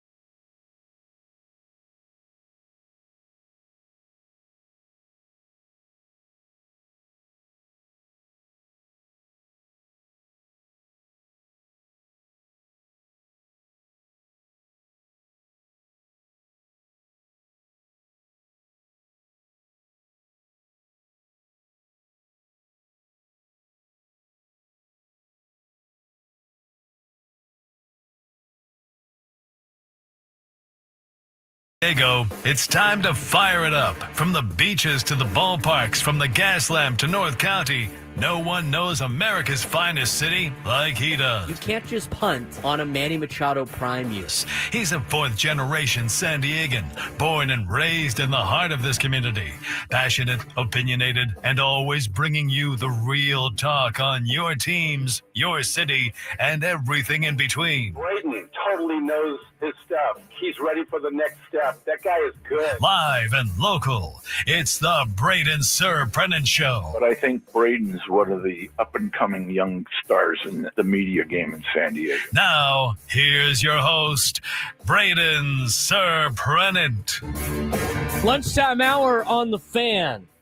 Frank Marchese, Braden Surprenant here on the Braden Surprenant Show. We got a couple more hours left, and then coming up after us will be Gwen and Chris for the full breakdown of the NFL schedule. Specifically the Cowboys, I guess. Today we turned into 105 through the Fan in Dallas. We had 4 Cowboys calls today, all about America's team. Hilarious. 833-288-0973, 833-288-0973. I saw this on Twitter during the break. So Clayton Kershaw, as Frank laid out during the sports thread, will be pitching this weekend against the Halos. Who will not be catching him will be Austin Barnes, the guy that's always been his catcher. Dodgers going to DFA Austin Barnes. Interesting. It's an interesting move right there. Not focused on them yet. We don't play them till June. Don't have to worry about it. 833-288-0973, 833-288-0973. Get back to your phone calls, but I do want to get to a lot of Fernando stuff because we haven't played the sound yet from Fernando last night, from Mike Shildt on Fernando. Again, he was the hero last night for the Padres over the Halos. I do want to mention, though, our big reveals at 12:15. Player A versus Player B. And if you need a refresher, there's the breakdown, the stat breakdown for you between Player A and Player B. Both Padres, both stats that you see on your screen are in a Padres uniform, and both of these players are being compared to based on their same ages. So they're both, it's their seasons from age 28 to age 31. Now's your last chance to pick Player A or Player B. Player A has better stats across the board with the exception of 2. That would be WAR, which was higher for Player B, and OPS Plus, which was higher for Player B. Player B also had 2 All-Stars. Player A won a Gold Glove and a Silver Slugger and 1 All-Star. You be the judge. Anybody driving around, it's on our Twitter page. We talked about it yesterday. Player A, Player B. We'll give you the big reveal coming up in the next segment. But let's talk about Fernando for a second. Fernando, as mentioned before, during his little bit of a slump that he had, still hit 308, seemed a little bit disgruntled the last week or so, getting a lot of pitches not called his way in the box. Ended up getting his first ejection last Monday, 2 Mondays ago in New York. But the Mike Shildt getting ejected.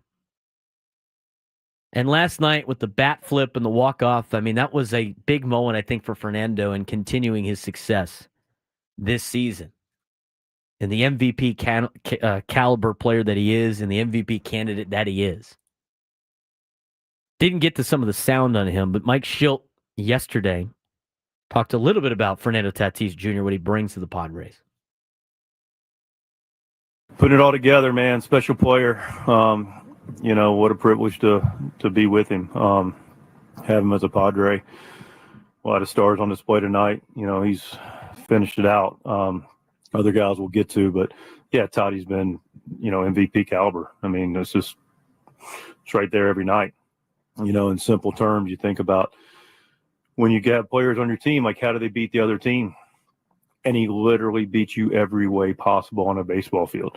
He beats you with his physical ability on display tonight, his arm, obviously, his feet. But his baseball IQ is also completely off the charts. He's made some of the most intelligent, along with some of these other guys, baseball players you're going to see. So just a special talent. Incredibly special talent. Beat you in multiple ways. Beat you across the board. Offense, defense, fielding, base running, everything about it. Fernando talked a little bit about some of the struggles he was going through last night, but what it was like to have his first major league walk-off home run. Just energy all the way around. We have been battling some tough games, long road trip, but man, we're gonna figure it out, and this is a great group over here, and we're just gonna find a way how to bounce back. Doesn't matter how. Talked about the offense picking up the bullpen. Here's Fernando talking about that exact same thing. They have held us for more than a month. They haven't been lights out. It's baseball. It's a human game. It's one of the toughest games out there. And, man, they have been awesome. And we have their back no matter what. And like I said, good teams just going to find a way how to make it happen. Fernando, again, I think some people saw it on social media with him being a little bit upset in the dugout 2 days ago. Legs crossed, just kind of sitting there. And in Kevin Acey's newsletter, he addressed some of these things. I think people were concerned. You can't assume things, too. It's going on in people's lives. You don't know what's going on in Fernando's life. You don't know, and people are saying this about this and this about that. I don't even want to say everything that people have said to try to prove anything, because you don't know. Unless you're hanging out with Fernando every day, you're part of his tight circle. You'll never know. But Kevin Acey asked Fernando about this. As laid out in his newsletter, that prodigious blast on a practically impossible line drive trajectory of 424 feet to straightaway center field had extended the Padres' lead on Monday night. Talking about the home run he hit on Monday. And yet there had been no stutter step before third base. There was something like a stop and start, but it wasn't his signature move. Tatis had this to say about it. Wasn't feeling it with the shrug before yesterday's game started. He didn't say much else in a brief afternoon conversation in the dugout, but he said enough then and had said enough in recent days to indicate he was frustrated with how things were going for him at the plate lately. Here's the thing about how things were going. Get in his newsletter. Tatis entered last night's game on a 6-game hitting streak in which he was batting .308 with a .357 on-base percentage. After last night's game, he expanded on his state of mind the day before. Quote, "This game is up and down. Some days you feel tired, you feel draggy. Some days you have stuff in your mind and you don't feel your best. We play this game every day, every single day. And we're not always 100%.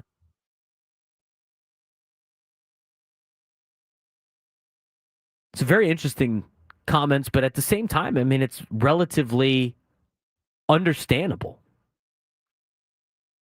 It's the same thing with anybody else going to work every single day. I'm not making excuses. We understand they get paid the money they get paid to go out there and perform, and not every day that you get paid to do your job. And a lot of people out there get paid a lot of money to do very important jobs in society. Sometimes you don't have it that day. Sometimes you're not 100%. You're still giving your best effort that you have that you could potentially give, but it's not always going to be you at your top, you at your highest level. I go through that every once in a while here on the show. I mean, last week, a little bit of an illness. Trying to make it through. I was not 100% last week. Trying to keep it going. There's some days, and Monday was a mental health awareness day in Major League Baseball. Some days mentally it's like you're drained, man, and you're just trying to get through the day. Everybody understands that. And so I think sometimes we think these guys are robots. I think you go out there and every single day you're expecting to play at a high level, and you're going to get those sometimes. But, as Sandra said in the chat, sometimes it's okay to not be okay. And these guys are going through a lot of the same stuff we got to go through. It's just it's just a little bit different in terms of what their lifestyle is compared to ours. But a lot of people go through a lot of different things. So the fact that Tatis in the last couple of weeks hadn't really been feeling it and was hitting the way he was still hitting successfully the way he was hitting, if that is a slump for Fernando, I mean, you're talking about a player that is beyond locked in for 2025. Beyond locked in. And he's given it every single night. One of his best at-bats, I thought, last night wasn't even the walk-off home run. It was the walk to start the 8th inning. That might be his best at-bat of the whole night. That's a selfless at-bat. You're down 2. You're not going to tie the game on a solo shot. It's not swinging out of his shoes on everything he sees.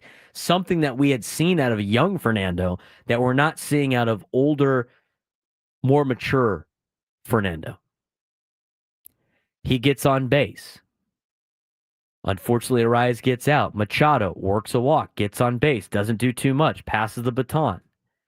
Gavin Sheets, after Jackson Merrill struck out on 3 pitches, which wasn't his best at-bat. I mean, you got to have a better at-bat out of Jackson in that particular spot. But you know what?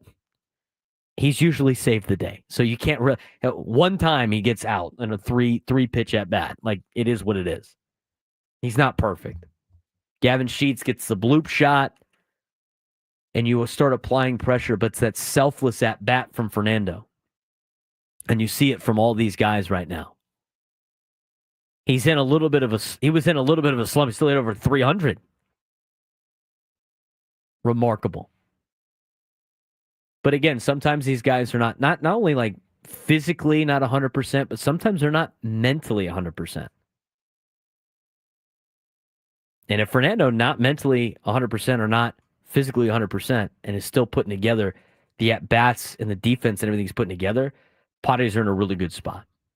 833-288-0973, 833-288-0973. I told you I've compared the two players.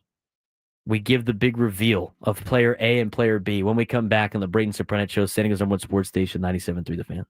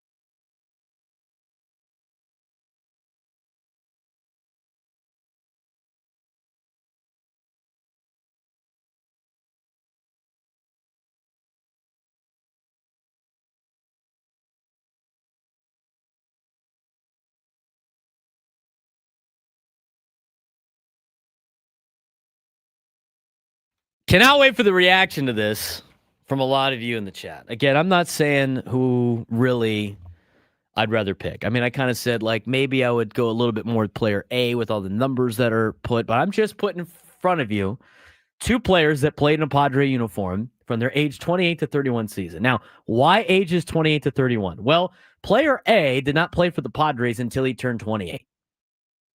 Player B played for the Padres at age 26, but if you're going to compare the two players, you got to compare them at the same ages. Otherwise, it doesn't make any sense.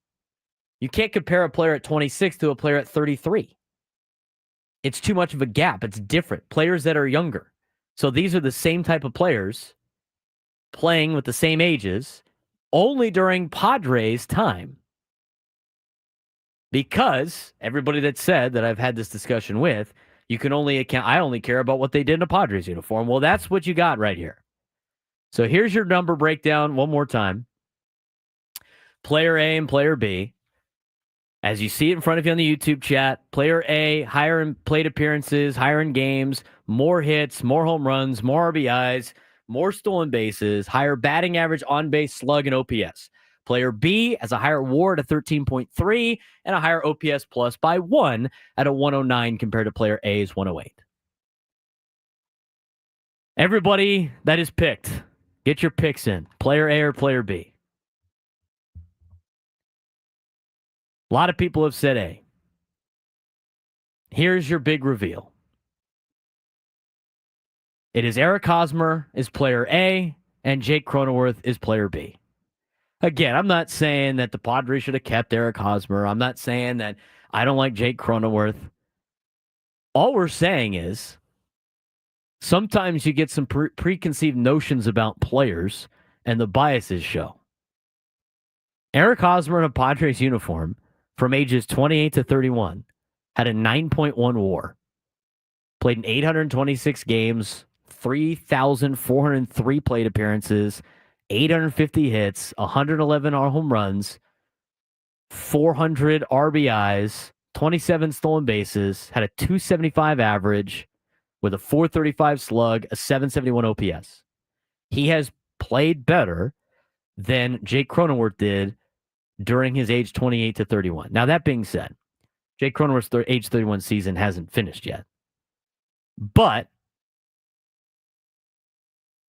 that is the player breakdown. You put the faces on there and everybody starts freaking out, right? It was like, oh, I'd take 9. And what spurred this conversation was one of my friends said, I'd take 9 Jake Cronenworths before I take 1 Eric Hosmer. And I'm like, why? I mean, you act like what he did in a Padres uniform was just insane. 13.4 WAR to a 9.1 WAR. Jake Cronenworth's going to get a little extra WAR by playing defense at second base over a first baseman. But again, that was your comparison. I told you it had nothing to do with Xander Bogaerts. Xander Bogaerts in a Padres uniform hasn't been able to put up a ton of great numbers, but his first year he had a 4.4 WAR. But that's literally what I laid out. And people are freaking out going like, I can't believe, I'm not saying anything. Those are the numbers that you had. Right in front of you. But again, it's the age 28 season to the age 31 seasons. People are going like, well, Eric Hosmer played in the juiced ball era of 2019. Stop making excuses. They are what the players are what the players are. And that's basically what we laid out in this entire exercise. So people are feasting in the chat. They're freaking out. You want player A, you want player B. It doesn't really matter. The whole point of this exercise was to show that sometimes you have these preconceived notions about players without even giving them a fair shot. That's all I got to say about that. Johnny, I need a Don't Be a Windsock t-shirt. I didn't make some of those. I think Jake Cronenworth's a good player. I like Jake Cronenworth. I like him part of the team. I like the way the Padres roster is constructed. But again, everybody always freaks out about sometimes like players and who you can get and who you can't get. I mean, just look at the Los Angeles Dodgers right now. Yesterday, and I appreciated him participating, our guy SB in the chat, who's not there today because the Padres won today, so he's not in the chat today. I laid out for him, in a perfect world, what would you do if you were if you got control of the Padres? And he laid out in the chat, like, who he'd be the GM, how he would like construct the team, who would make a trade for. And then eventually he said, in a perfect world, I'd exchange the Padres roster for the Dodgers roster. Have you looked at the bottom 3 players in the Dodgers roster? Like the guys at the bottom of the barrel? I mean, they still employ guys like Kike Hernandez and Max Muncy and Austin Barnes until he gets DFA'd later today, if he hasn't gotten DFA'd already. Nobody's got a perfect roster. You're not going to have all-stars 1 through 9. So, that was the point of that exercise. People are freaking out about the whole Eric Hosmer thing. Not as much as I thought they would, but still, I still thought it was very interesting. A lot of people got very, very quickly that Jake Cronenworth was one of the players. But 833-288-0973, 833-288-0973. Let's get out to Sam and Del Mar. Sam, you're on the Braden Surprenant Show. What's going on, man? Good afternoon. What's going on? Nothing much. I think everything regarding Hosmer and Cronenworth, I think it has to do with contract and expectations. Hosmer was given a lot of money. People expected more out of him, and that was that. But I kind of wanted to touch base on Tatis. And, you know, you and me have been kind of talking a little bit whenever I call in about Tatis's leg kick and his toe tap and the constant changing of that. Did you see his setup with the home run that he hit yesterday? Did you see how many moving pieces there were where he stopped, he started, foot down, bat forward, home run? So it's like, if he's still not 100% comfortable in the batter's box, you can see it, but it's not affecting him. And so, like you kind of alluded to, it's like, if this is what we're getting out of Tatis when he's kind of struggling a little bit, like, we're in for a good year. Absolutely. I mean, he's still kind of tinkering in the box and moving things around. You know, I think Bogaerts tinkers in the box way too much. And I think it's a big reason why he hasn't been able to be very successful to the standards of what he was in Boston. I think a lot of that plays into it. And if you're tinkering the box, you're usually not in the right headspace when you're up there swinging. You know, again, usually I don't really know, you know, with some of these players, but with Fernando doing all that tinkering during at bats and still having success, I mean, it just shows you how good of a player he is, obviously in his prime. And when Victor Rodriguez fixes this, and when Fernando figures it out in a sense of being comfortable in the box and staying with the same mechanics, he's going to be on even more of a tear than he already is. Sam, I really appreciate the phone call. Let's get to Gary in UTC. Gary, what's going on, man? Hey, just like your take on Fernando and also the approach in the 8th inning and the 9th inning, but especially the 8th when the game was tied on the small ball, the paying attention, the walk, and then the dash to home by Machado. That's classic. And yeah, Teddy, he's going to be fine. I was watching the game and I could sense it. I said, he's going to hit one out. I could almost feel it. But nothing to do, not really the Cowboys thing, but just to kind of give you a little perspective, Pat Summerall was talking about, he mentioned before at I think one of the games at the beginning of the 79 season about the Cowboys kind of being mentioned as America's team. And I thought that was kind of interesting at the time. And especially since before the game, Super Bowl 13, when they were going to play the Steelers, Hollywood Henderson says Terry Bradshaw couldn't spell cat if he had the C and the T. So, yeah, there was a lot of that stuff going on even then. That's hilarious, Gary. I appreciate the phone call. Playing a little bit about the small ball. So much Cowboys talk today. Now it's a bit. Now it's just funny. And none of it has anything to do with the current team. It's just like the America's team deal. Boogie, did we go back in time? That's a good story. A good perspective. You got to hear from the veterans of sports talk radio every once in a while. The veteran fans. We're not going to say old. We're going to say the veteran fans. Jason and Encinitas here on the Braden Surprenant Show. What's going on, Jason? Hey, Braden. In my case, you could say the old fan. But, you know, about the game last evening, I before Toddy walked it off, I would have assumed literally that 5 or 6 times he had probably hit a home run to walk it off. So I was really quite surprised that was his first time. But yeah, isn't that really crazy? Isn't that crazy? First ever Major really League home run walk-off.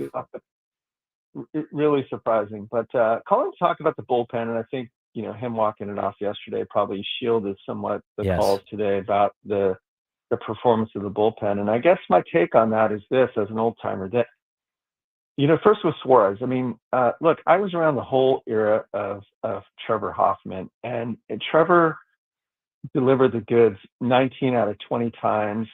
And I saw Trevor, spit the bit more than on a number of occasions. So, first of all, everyone calm down about Robert Suarez. He stunk on Monday night. He was terrible, but I fully expect he'll be back on the beam. But more importantly, for 35 games, the bullpen was performing. I think it was like a 1.66 ERA. And now they've ballooned with their poor performances to something north of a 3. But I would expect them to revert to the mean somewhat, and I wouldn't, over 5 or 6 ball games, I'm not ready to panic yet. I think we should wait and see what the next 2 or 3 weeks hold. I mean, that's essentially the same bullpen, absent Tanner Scott from last year, and I would expect them to start performing a lot better, and I would expect at the end of the year they're probably one of the 5 or 6 elite bullpens in baseball. So, wanted to see your take on that.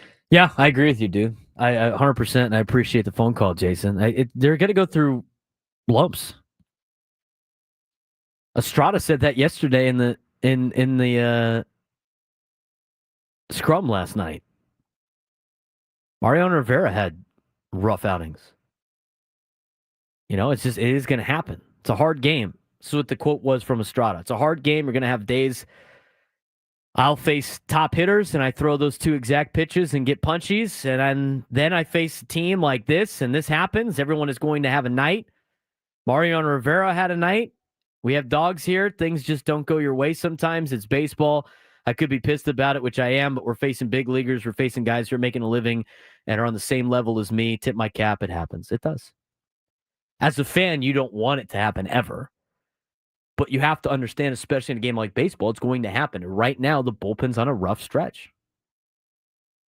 Now, I think the more cause for concern would be, has the bullpen been overused to lead to this rough stretch? Now, that is a question that needs to be answered, because that's going to take even more time to get these guys rested up to get out of this potential problem. But you look at, and we'll dive into the bullpen a little bit later. And Jason mentioned it's 100% true. Fernando's home run yesterday kind of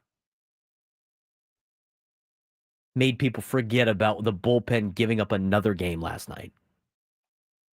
But, Adam in 3 games, down 2 runs. I mean, everybody in the bullpen has given up runs in their last 2 to 3 outings since May 6th. With the exception of Yuki Matsui, who at the beginning of the year was probably the guy that was not like the rest of the bullpen, in a sense that he was giving up runs and the bullpen was not. It goes back to that conversation we had last week in the Yankees series. You can't use your top 3 every single night. You're going to burn them out. I don't think they have burnout right now, but it's starting to trend in a direction where you should be a little bit concerned about the bullpen. Not a lot, but it's definitely something that needs to be addressed. 833-288-0973, 833-288-0973. Parker in La Mesa in East County. You're on the Braden Surprenant Show. What's going on, man? What's up, Braden? How are you? I'm doing well. Enjoying a beautiful day in America's finest city. Can't ask for much more. Me too. It is freaking so beautiful out right now. First thing I want is a pizza shout. I don't know if it's already been discussed. I don't know if it's been mentioned, but a place near and dear to my heart is Pizza on Pearl out in La Jolla.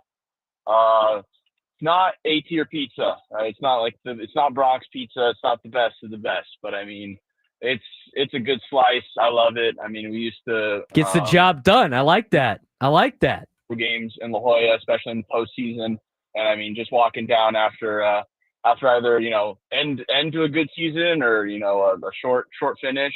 I mean, it's always good to grab a slice there. So that's my pizza shout for the day. Nice. I'm about to add it to my list. Go for it. But I mean, I was super happy to hear Toddy got his, and just the team getting the walk off. I mean, I feel like that was one thing when we were discussing the team kind of not having a 3-run bomb yet or a grand slam even. I was kind of missing the walk offs. I feel like last year we were super spoiled. We were getting walk offs, once a month, twice a month almost. It felt like it was just fun.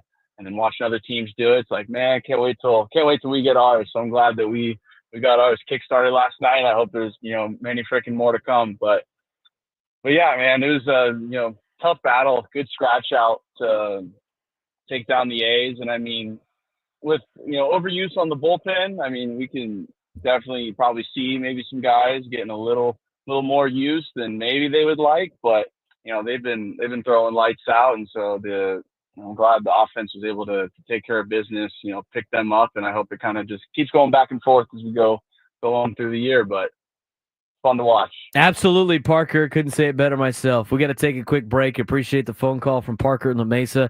When we come back, we'll dive into the bullpen conversation a little bit. And somebody asked me a question in the chat yesterday or a couple of days ago that I did not answer. And it might be part of our new 12 o'clock hour, lunchtime hour bite down that has been coined by Frank. We'll talk about that when we come back on the Braden Surprenant Show on San Diego's #1 Sports Station 97 through the Fan.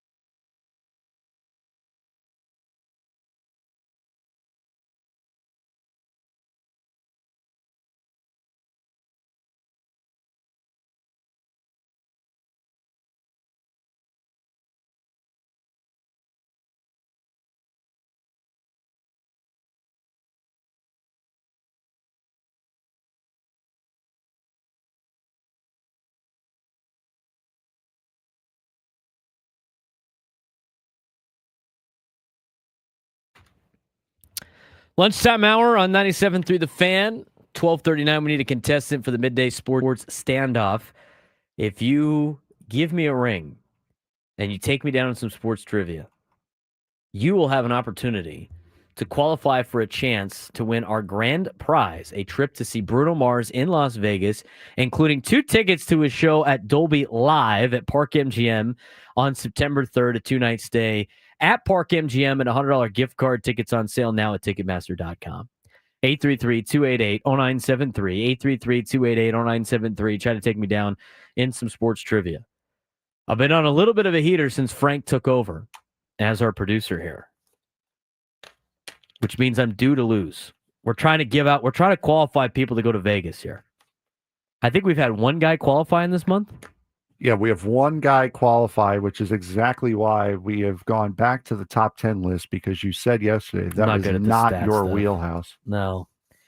But I'm trying to compete for him, the guy that won, because he took me down. Right now he's winning. He'd win the trip. It's 100% chance he's going to Vegas right now. We're trying to stack the deck against Braden as much as we can right now. That's fine. Stack the deck. You mean the guy that won? Well, no, we got to get people to beat you. That's the thing. That's true. In order to stack the deck against the guy that won. Right. I was asked the question the other day, and as Frank gets these calls to find us a contestant, I do want to get Frank's take on this as well. So I'll let him do that. But the question in the on the sports thread, in the YouTube chat, was about, it's always about food. Is it ever not about food? The most reactions that we get is usually about food. But one of the questions was the first thing, because I mentioned that, like, In-N-Out, was that yesterday? That was yesterday. The In-N-Out thing yesterday? Yes, the In-N-Out was yesterday. Yesterday, I mentioned that, like, I like In-N-Out, but it's not my go-to place. It's okay. It's not my favorite. But it seemed like in college, when you would come back home to San Diego, for everybody that left to go to college, I was one of those people. All my friends would come back and be like, I got to get In-N-Out, I got to get In-N-Out, I got to get In-N-Out. Yeah. Ridiculous. Got to get In-N-Out. And I was like, that's not who not the first thing on my mind.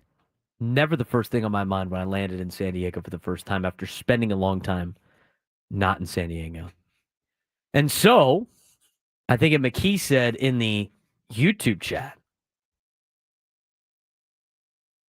what was the first thing you ate when you came back to San Diego? When I would come back from college, when I'd come back from trips, when I come back from my trip to Italy, the first thing I'm going to get, and I always get, is Mexican food. It's not even close. Because now with In-N-Out kind of moving to different states, they got it in Texas, they got it in Vegas, now in Nevada, they got it in Arizona, they're opening up one in Franklin, Tennessee, they're going to have them in Tennessee. It's starting to grow a little bit. I could get it in other places. What I cannot get outside of just San Diego County, yes, In-N-Out's in Colorado too. What I cannot get outside of San Diego County, I'm just saying San Diego County. You go to Orange County, it's not even that great. I'm sure there's some good spots mixed out, but when it comes to taco shop Mexican food, there is no better place than San Diego, California. Hence, that is what I have to get when I land here all the time. And here's the deal. I am not locked into one taco shop. I appreciate them all. I think there are numerous spots in San Diego that are the best. I can name about 15 of them that I like. People might disagree. I'm not here to criticize taco shops. It's very rare do I find a taco shop I don't like. Now, there's some touristy places that I will not go to. Leave that for the tourist. Lead them to the tourist traps that you know you do not consume. And leave the hole-in-the-wall shops to us locals and know where they're at. It's probably the same in Philly with Philly cheesesteak places. I went to Gino's that one time. I didn't really go to Gino's. Gino's was catered to us, so that was probably not a good of eval. But Gino's catered to us. I was like, it's not very good. I'd rather have Gaglione Brothers.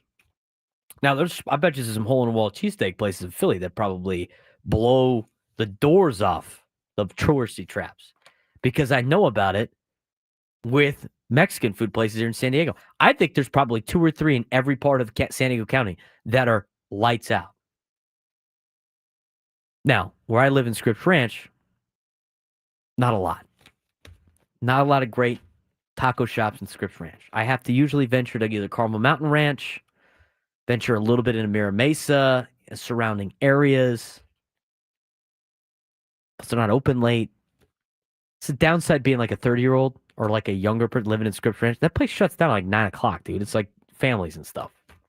I gotta venture outside of the ranch, especially for Mexican food. But I saw somebody said jalapenos in Carmel Mountain. I love jalapenos. Yesenia's in Carmel Mountain. Great stuff. Sayulitas in Mira Mesa. I've had multiple times. Their burritos are bigger than my face. El Patron in Mira Mesa. Solid. You go down you pick any part of town. I don't really care. I like them all. I'm not going to sit here and say, and this happens a lot. I think people like to say, my taco shop's better than your taco shop. I'm not one of those people. I am open to the best taco shops around. I do not discriminate against taco shops. I get called out for eating a bean and cheese. You know what? There's nothing wrong with a bean and cheese. That is not my go-to order. But sometimes the play call on the play sheet, the situation calls for a bean and cheese on 3rd and 14. Sometimes you got to go with the bean and cheese. More times than not, the money play, California burrito, carne asada burrito, great. You always got to get a side of the roll tacos. But you know what? You can't go with your moneymaker play every time. Sometimes you got to pick up a first down. And sometimes, I'm telling you, the bean and cheese moves the chains. Right here. Move them. Move them. I don't discriminate against any Mexican food in general. I think I eat everything at the Mexican food restaurant. I don't really order quesadillas at taco shops, but a carne asada quesadilla plays. Rolled tacos with guac and cheese play. Crunchy taco. I like the mini tacos, the street tacos. Those are great. But every once in a while, shredded beef, crunchy taco plays. People like chili rellenos in their burritos. Play. I don't discriminate. That sounds amazing. Here's the one thing that I will draw a line in the sand on. There are 2 things. 2 things that I will not consume at a Mexican restaurant, at a taco shop. There's 2. 1, do not put Mexican rice in my burrito. No rice in the burrito ever. I will not eat it. And number 2, I don't know why people do this. I feel like you're either pro or so against pico de gallo, salsa fresca. I am out. Get that S out of my burrito. You want to know why? It's not against the salsa. I like all the hot sauces. I think it's great. It just tastes like tomatoes. It's just tomatoes. No, thank you. Get the tomatoes out of my California burrito. Get them out of the carne asada burrito. Do you want to dabble with some sour cream? Sure, go ahead. I'm not opposed. I like it. In fact, my favorite burrito is a carne asada burrito with guac, cheese, sour cream. That's all she wrote. Sounds good. I'm happy. Rolled tacos on the side. But like I said, that might be your best play in the playbook. But sometimes you got to keep the defense off their game. You got to show different looks. You got to be able to show a bean and cheese. You got to be able to show a shredded beef taco. You got to be able to show a quesadilla every once in a while. And if you want to get real crazy on a trick play, you go with the carne asada fries. You want to get out the gate hot on an opening drive, you go to your local taco shop and you just get carne asada fries with everything. Legit. You want to go flea flicker early, you go with the adobada on the fries. I'm done. That's it. Just in time for the midday sports standoff. I got to get Frank's take at 1 o'clock, but we got to get to the midday sports standoff. Welcome to Midday Sports Standoff on the Braden Surprenant Show. I can't believe what I'm seeing right now. The ultimate head-to-head battle where sports knowledge and quick thinking collide. It's no good. Are you kidding me? Contestants will go toe-to-toe with Braden in a sports trivia deal where every correct answer brings them closer to victory. Down the sideline! Wow!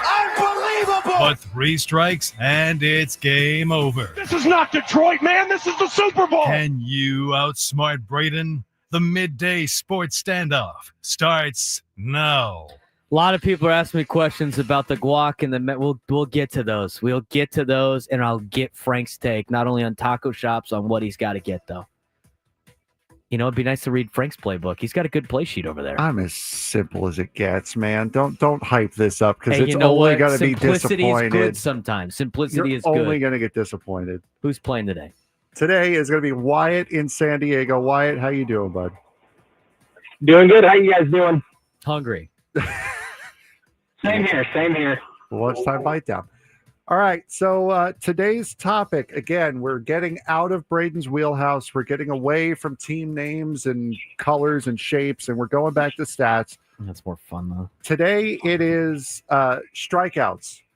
Who has struck out the most in a Padre uniform? Top 10 hitters who have struck out the most in a Padre uniform. Wyatt, are you ready? You know the rules, yes? Oh, my God. Yep, I think I'm ready. All righty. Wyatt, you got the first stop. You got the first choice here. I'm going to go with Manny Machado. Manny Machado is number 7. Braden. This is the one instance where picking Tony Gwynn is foolish.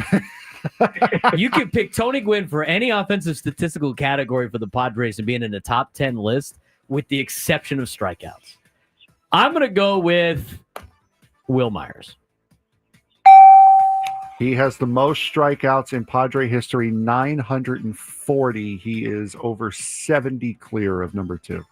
That's amazing. Wyatt. Let's see. Can we go with? Oh God, why am I blanking on his name? Okay. I'm blanking out Jed Jerko just because I'm blanking on other names right now. Jed Jerko not there. Braden. Let's go with Fernando. Just does make the list at number 10. Wyatt. All right, let's go Ken Caminetti. Ken Caminetti is not on this list. Braden. It's a hard list because you got to play for the Padres for a long time and then strike out a ton. I'm just going with guys that got a lot at bats in a Padres uniform. Adrian Gonzalez. Adrian Gonzalez, number 8. Wyatt, you are down 3-1 and 1 strike left to give. It's the worst to be down in sports. Worst to be up in sports. Go maybe Chase Headley. Chase Headley is number 2. Braden. Now we're just throwing out names of famous Padres. Nate Colbert had a lot of home runs. He had a lot of punch-outs too. Number 3, Braden, you are 4 for 4 on this. Wyatt.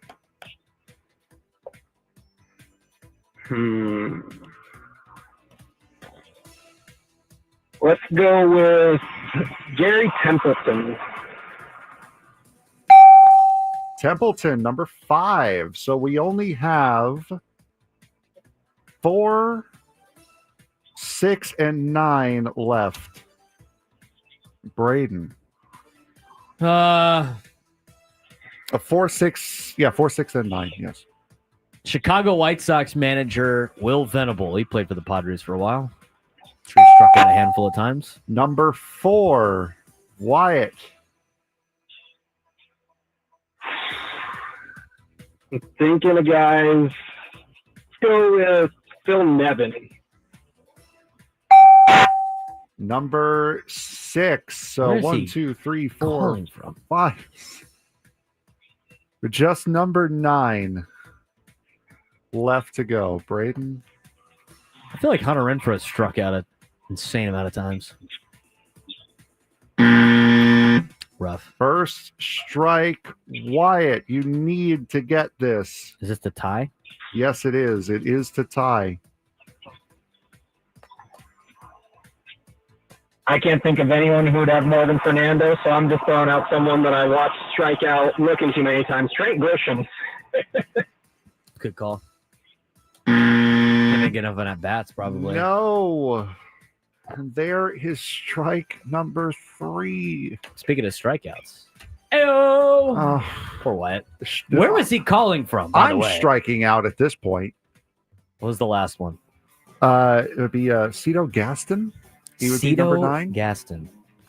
I'm sure our veteran sports callers can tell us about him. 5 more than Fernando, so he'll be number 10 on the list before the end of the season. He might get passed eventually. How far is Xander Bogaerts on that list? I do not know. It only shows top 10. All right. Well, Frank, we're reading into Frank's playbook when we come back at 1:97 through the fan.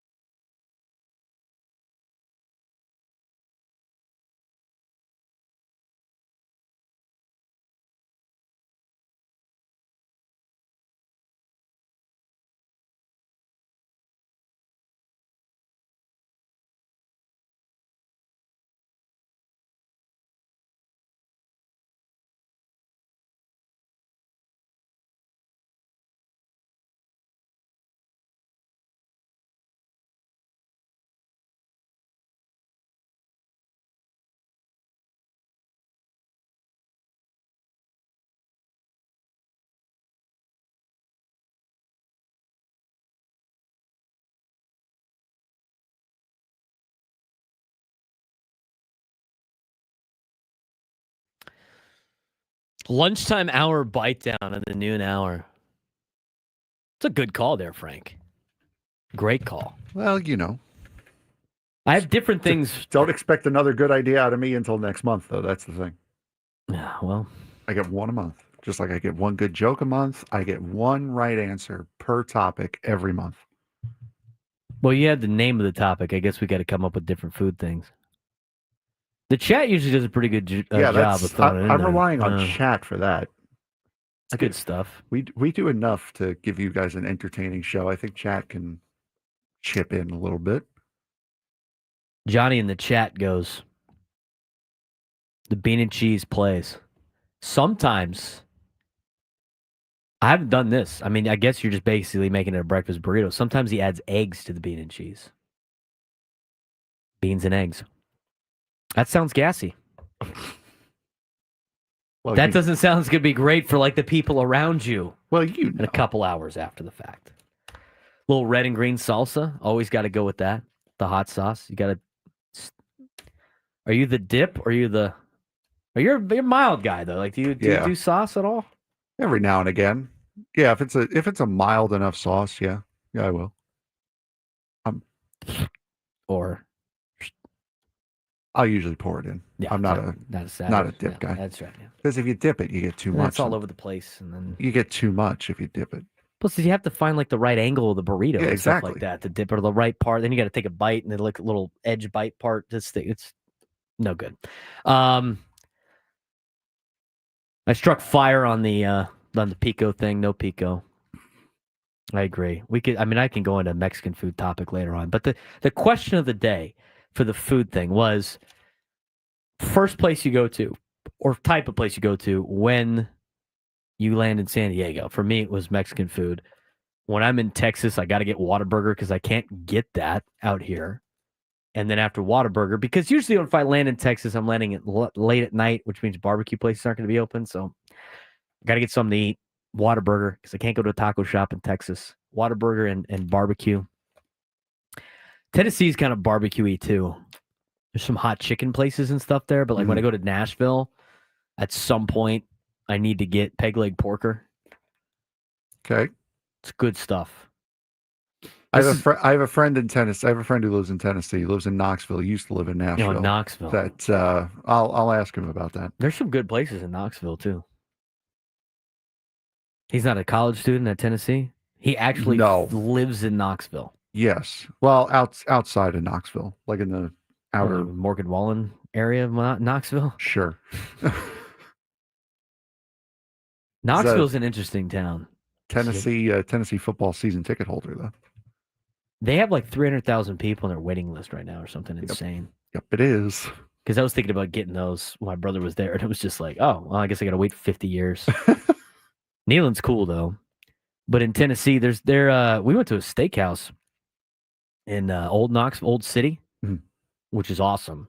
It was ridiculously expensive, but it was like this Texas style steakhouse. Like the guy that made it, or it's like did culinary stuff in Fort Worth and stuff. It was pretty good though. It was like a cowboy kind of like flair.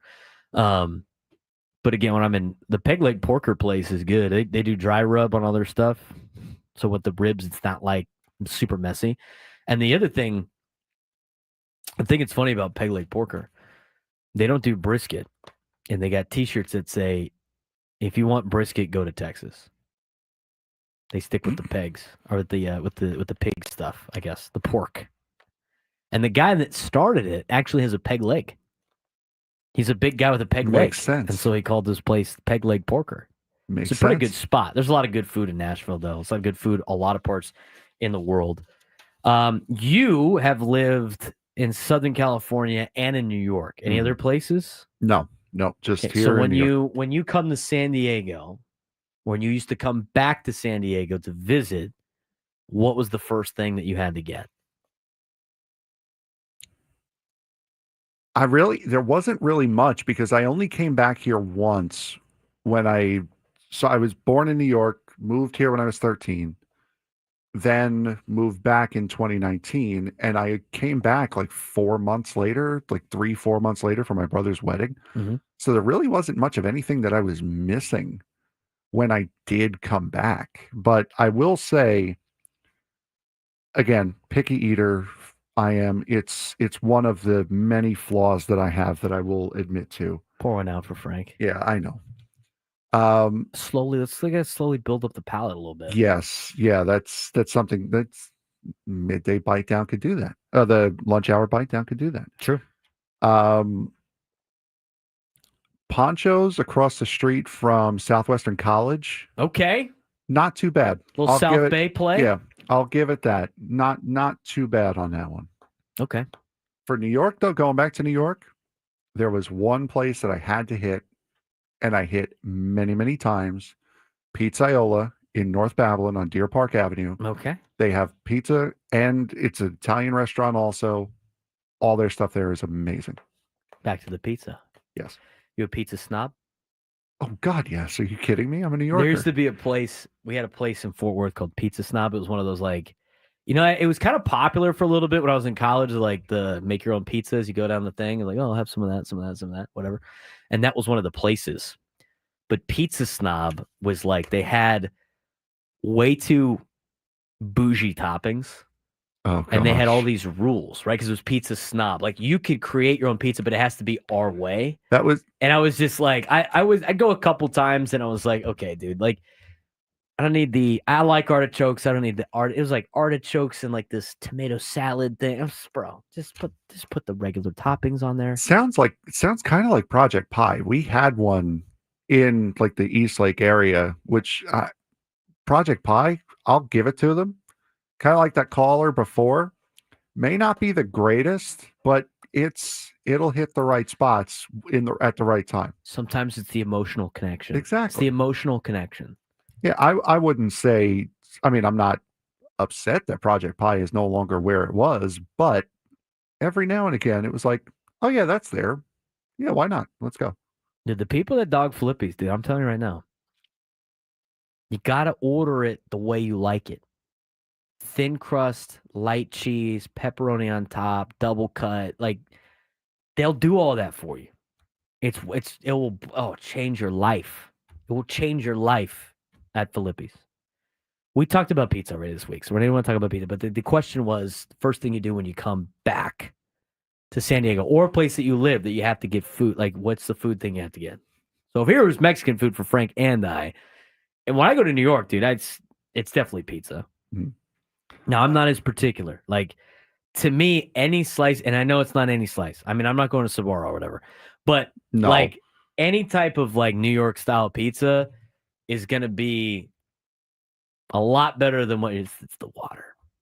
It's that water. That New York water. That bagel.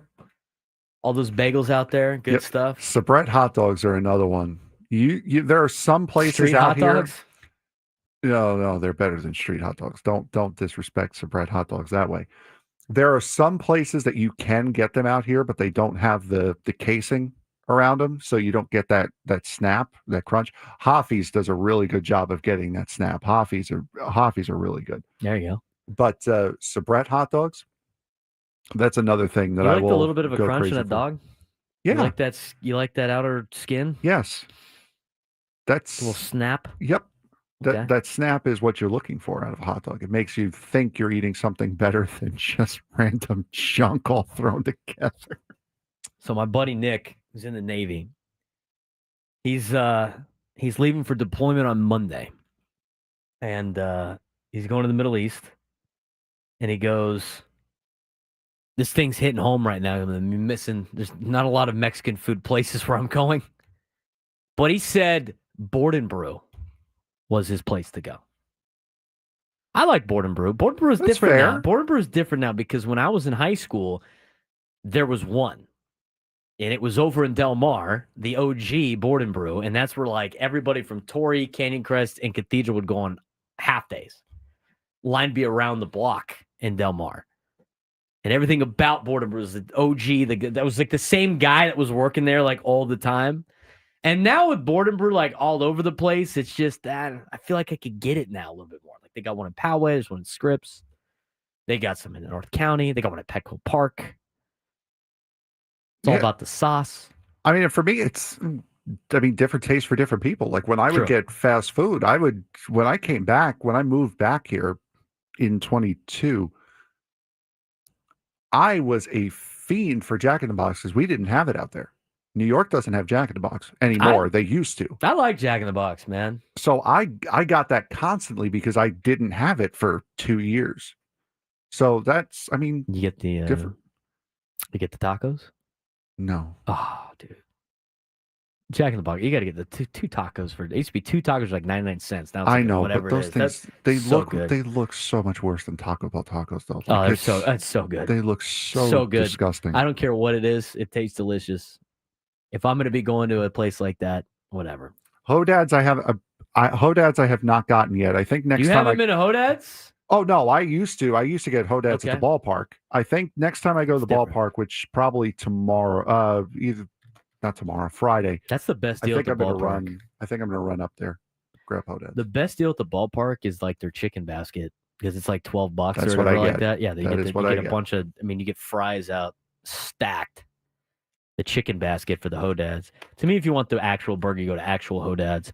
I like Rocky's the best for burgers. And again, we're digressing on we're hitting too many subjects. We're gonna run out of stuff on our midday.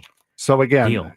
To anyone who wants to submit a food related question to us for tomorrow's lunchtime hour bite down, send us after we consume a bunch of roundtable pizza. Yeah, send us a message at B_Serp show, and we'll start logging those together, and hopefully you guys give us a month's worth of content in about 5 minutes.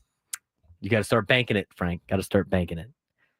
Yesterday we saw Dylan Cease pitch, and with Dylan Cease pitching, I think a lot of people were a little bit concerned with how he exited the game in New York.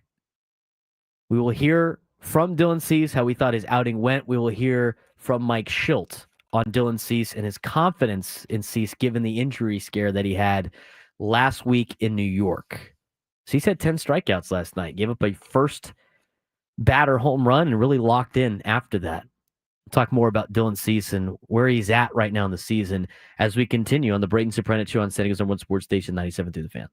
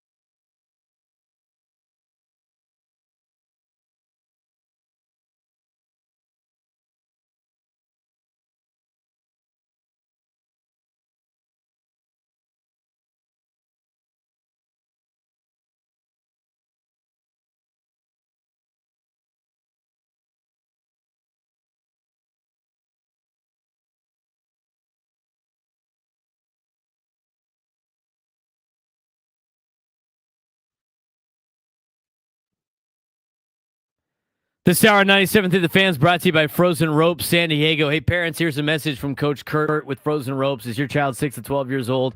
Our Baseball Summer League is the perfect fit for your players starting June 16th through August 17th. Summer League includes 8 practices, 8 games. Go to SanDiegoFrozenRopes.com. That's SanDiegoFrozenRopes.com. I'm Braden Surprenant. It's the Braden Surprenant Show on San Diego's #1 sports station, 97.3 The Fan, joined by Frank Marchese, our producer extraordinaire. If you're watching on YouTube, we really appreciate it. If you haven't done so already, give us a like. Hit the thumbs up button. Helps us out. We really appreciate it. The more you guys comment, the better it is for us as well. Keep up those recommendations on food. You're helping out a lot of people here in town that want to try something new. Talked about it in the noon hour. Talked about it a little bit in the 1 o'clock hour to start.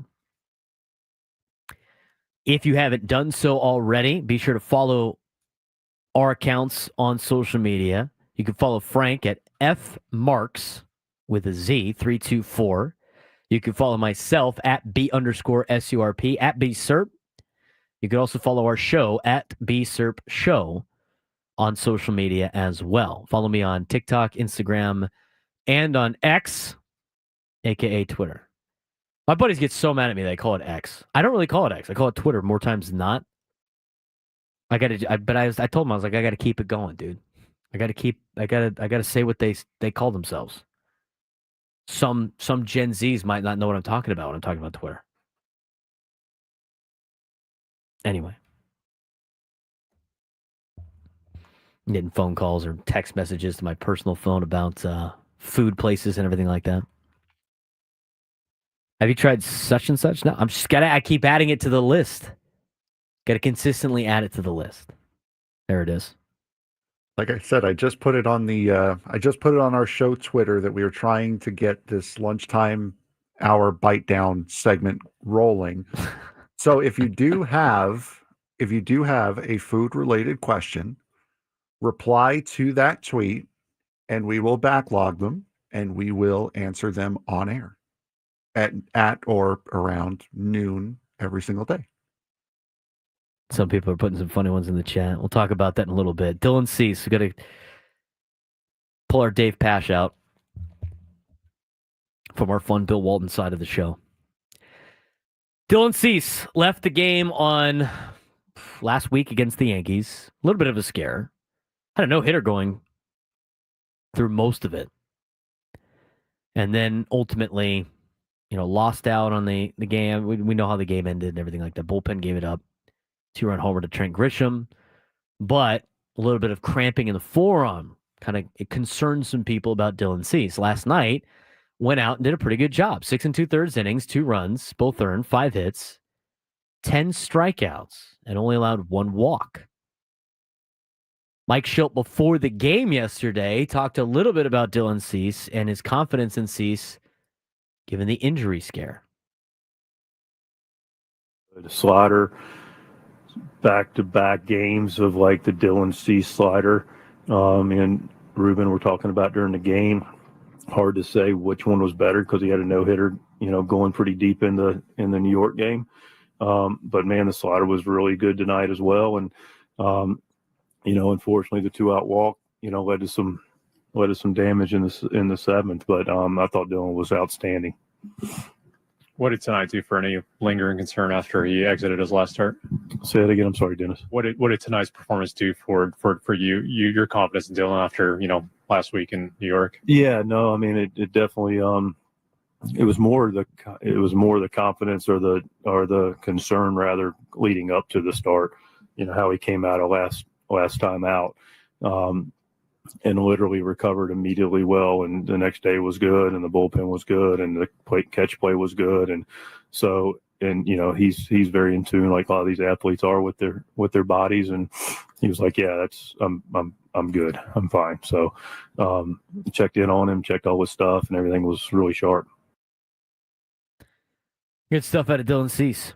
It was Mike Shildt yesterday talking about Dylan Cease, and obviously when you get a little bit of a cramp in the forearm, you get a little bit concerned about not being able to move some of your fingers in your throwing arm. Want to make sure it's not elbow related. But Dylan Cease looked really good in his bounce back. How did Dylan Cease think he did in his outing? It was solid. I gave us a chance to win. Wasn't would have liked to have been better in a couple of areas, but ultimately won, which is the name of the game. Here's Dylan Cease on that forearm after injury scare in New York.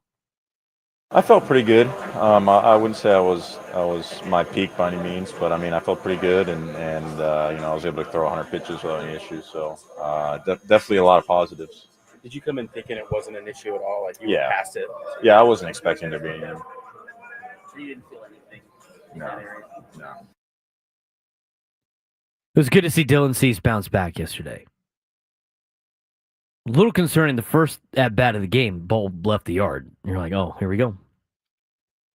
But I think Dylan Cease has done a pretty good job of bouncing back from kind of the start to the season that he has had. And a lot of the numbers that he has this year are skewed by that one start that was a start from hell in Sacramento against the Athletics. I mean, that was just like one of the not the greatest of starts for Dylan Cease. But you look at what he has done since then, he has greatly improved. There's been a lot of hit and miss. I mean, obviously, for a player that you would expect to be, kind of an ace-level player in a contract year, you want to expect a little bit better numbers. But he hasn't allowed more than 2 earned runs in any of his previous 6 outings. And before, at the beginning of the year, he gave up 3 earned runs and 1 earned run against Atlanta and Cleveland. And the big number that really skewed a lot has been that 4-inning, 9 earned run performance against the Athletics. His ERA was up to a 7.98 after that game. It's now down to a 4.60. Not necessarily the best, but it's still a lot better. And we've talked about Dylan Cease a couple of times in a sense of he's a streaky pitcher. There are going to be times where he is lights out, and there are going to be times where he's not. And we've seen that in a Padres uniform, and that's been his MO as a pitcher in Major League Baseball. But when the dude is on, man, he is almost unhittable. As you saw last year in Washington, where he threw the Padres' second no-hitter in Padres history. Since the start against Sacramento, Dylan Cease has pitched against the Cubs, the Astros, the Rays, the Pirates, the Yankees, and the Angels. So a mix of pretty much everybody. Good teams, bad teams, average teams. In those 6 starts, Dylan Cease has now gone 32 1/3 innings. The Padres have won 4 of those games, have gone 4-2 in his starts. He's only factored in one of the decisions that was against Tampa, in which he lost to the Rays 4-1. One of the 2 losses. The other one was in New York against the Yankees, and that's not really his fault. I mean, he almost threw a no-hitter in that game. And if it wasn't for the one mistake to Bellinger, he would have put up a 0. But in those 6 starts, as mentioned before, 32 1/3 innings pitched, 11 earned runs on 28 hits, 12 walks, 40 strikeouts. His ERA is at 3.06. Fielding independent pitching, 3.44. Batting average against down to 230. But during that time, it's been a lot better than what it was in his first 3 starts of the year, in which Dylan Cease had a 7.98 ERA and had given up 13 runs on 17 hits. Still had the high strikeout numbers with 18 strikeouts, but opponents hit 283 against Dylan with a 390 batting average on balls in play. So I think Cease is starting to trend in the right direction.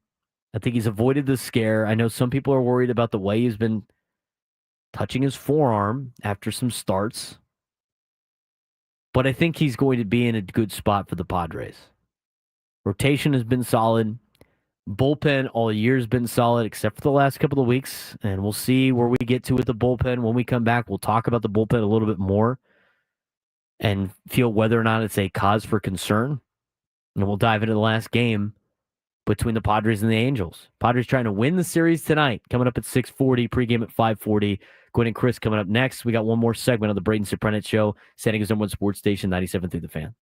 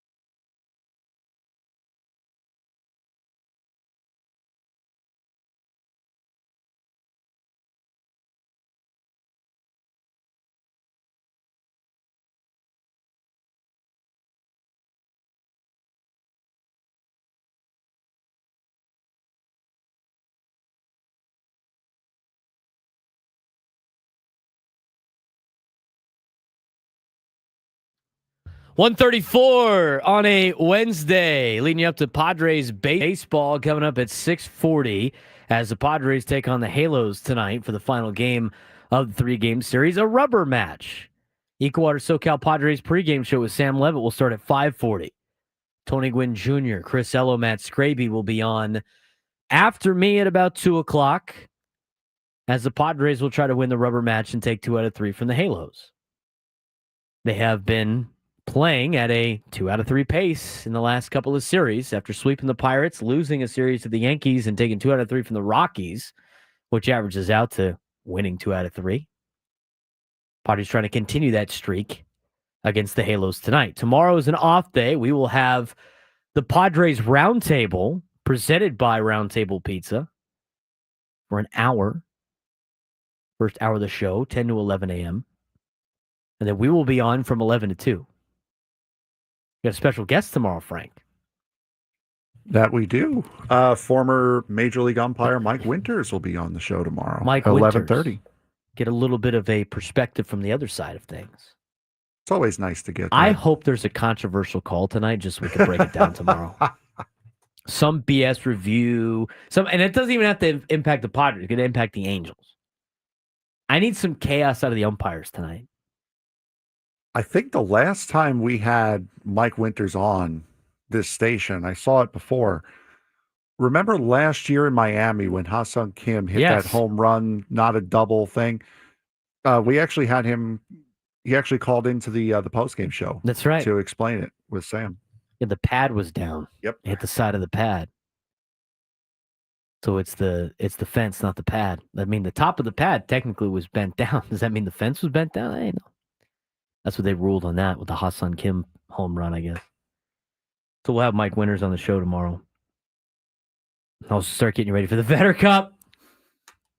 Vetter Cup. I got to remember the rules, dude. I forget what they are. And because somebody was like, what happens if they tie? And I'm like, well, don't worry about just win. They got the rules in place. They got the rules in place. I'm pulling it up on MLB.com. I'm not overlooking the Angels. Just saying here. It's part of rivalry weekend. Which, by the way, we already had a little bit on this at the beginning of the season. Or beginning of the show. Season, show, whatever. Is it too early to do rivalry weekend? Or when these teams play each other again in August, is it going to be rivalry weekend again? Because in college football, rivalry week is usually like feast week. It's like the Thanksgiving week. I feel like you want to play your rivals late in the year. But I'm looking up the deal. So with 6 games on the schedule between the two clubs, there's their potential tiebreaker situation. First part of the tiebreaker is somewhat standard. The second part is unique. Run differential is the first part of the tiebreaker. The team with the greater run differential in the season series will win the tiebreaker. And the second, so if the Padres and the Mariners end up tying in both, they go to exit velocity because EV is short for Eddie Vedder. If the clubs share an even run differential in the season series, the team with the highest exit velocity recorded on a hit will win the Vedder Cup. Mariners and Padres have played almost annually since 1997, with the only 2017 season not featuring interleague games between the two. In the history of the informal version of the Vedder Cup, Seattle leads the all-time series 68-63. We need the trophy. Rivalry week. A lot of them make sense. The only ones that don't really make sense are the Padres and the Mariners, as well as the Braves and the Red Sox. The thing that is funny about the whole Eddie Vedder thing, right? Because he's went to Guido High School here in San Diego, spent a long time in Seattle. Isn't he a Cubs fan? I don't know. In 2016, he was a Cubs fan. I don't know, man. Throwing out the first pitch and everything like that. It wasn't my week to watch Eddie Vedder this week, so I'm gonna have to. Whose job was it? I didn't see the schedule. I don't know. Was it Scraby's turn? Wasn't mine. I know that. Because the thing is this week we've been this year with the Vedder Cup thing, all of us have to spend at least 1 week watching what's the latest with Eddie Vedder. I thought it was your week this week, Frank. No, it was not. Mine was last week. Yeah, he's a known Chicago Cub fan. Told you. I get it. I get it. I don't necessarily dislike it, but I get it. So hold on here. Okay. We get to talk about this tomorrow too. The Padres and Friday. The Padres and Mariners are playing for ownership of a fandom of a guy who is known to not be a fan of either one of them. Correct. Why? I thought he was a Cubs fan. Make it the Emma Stone Cup or whatever. Like, what are we doing? The Emma Stone Cup. What connection does Emma Stone have to Seattle? What connection does Eddie Vedder have at this point in time? I mean, it was like Padres social media and the fans were like, it's the Vedder Cup because it was just kind of a joke. They've embraced the joke. And for that, I applaud the Padres and the Mariners. I embrace the bit. Like I said, you worked yourself into a shoot. Now you got to make this a real thing. Now it's got to fit. I'm going to tell you right now. It's like Argo. Make it the Windsock Cup. There it is. Winner. Johnny's on it. The Windsock Cup. It's like that scene from Argo. If I'm going to make a fake movie, it's going to be a fake hit. If we're going to be playing a fake rival, we're going to win this damn thing. You ever seen that movie? If I'm making a fake film, it's going to be a fake hit. If I'm playing in a fake rivalry game, we're winning this thing. You know what? I guarantee you Jackson Merrill's going to be locked in this weekend. That's fantastic. I love it. He doesn't need he doesn't need the extra motivation, but now he's got it. Now he's got it. Adam, where were you the last 5 minutes, dude? We talked about that. If I'm going to make a fake movie, it's going to be a fake hit. That is my new phrase for the Vedder Cup. You know what that is also? That's the title of this chapter on Odyssey. If it's going to be a fake rivalry trophy, we're winning it. We could call it the Alan Arkin Cup, since he's the one that says it in the movie Argo. If I'm going to make a fake film, it's going to be a fake hit. We're making fun of it, Eric. We're not, it's funny. I get what they're doing. The Padres and the Mariners are trying to make it something because that's the rival that they have in place because not everybody's got like the close proximity in-state rival and there's not enough to go around. You got 3 teams in Southern California. Of course, the 2 LA teams are going to play each other. They've even tried to finagle it too. We talked about that a little bit with some of the teams in the same league or in this, right? Like 2 National League teams playing, like the Pirates and the Phillies. So this weekend is part of rivalry weekend. White Sox, Cubs, fair. Guardians, Reds, fair.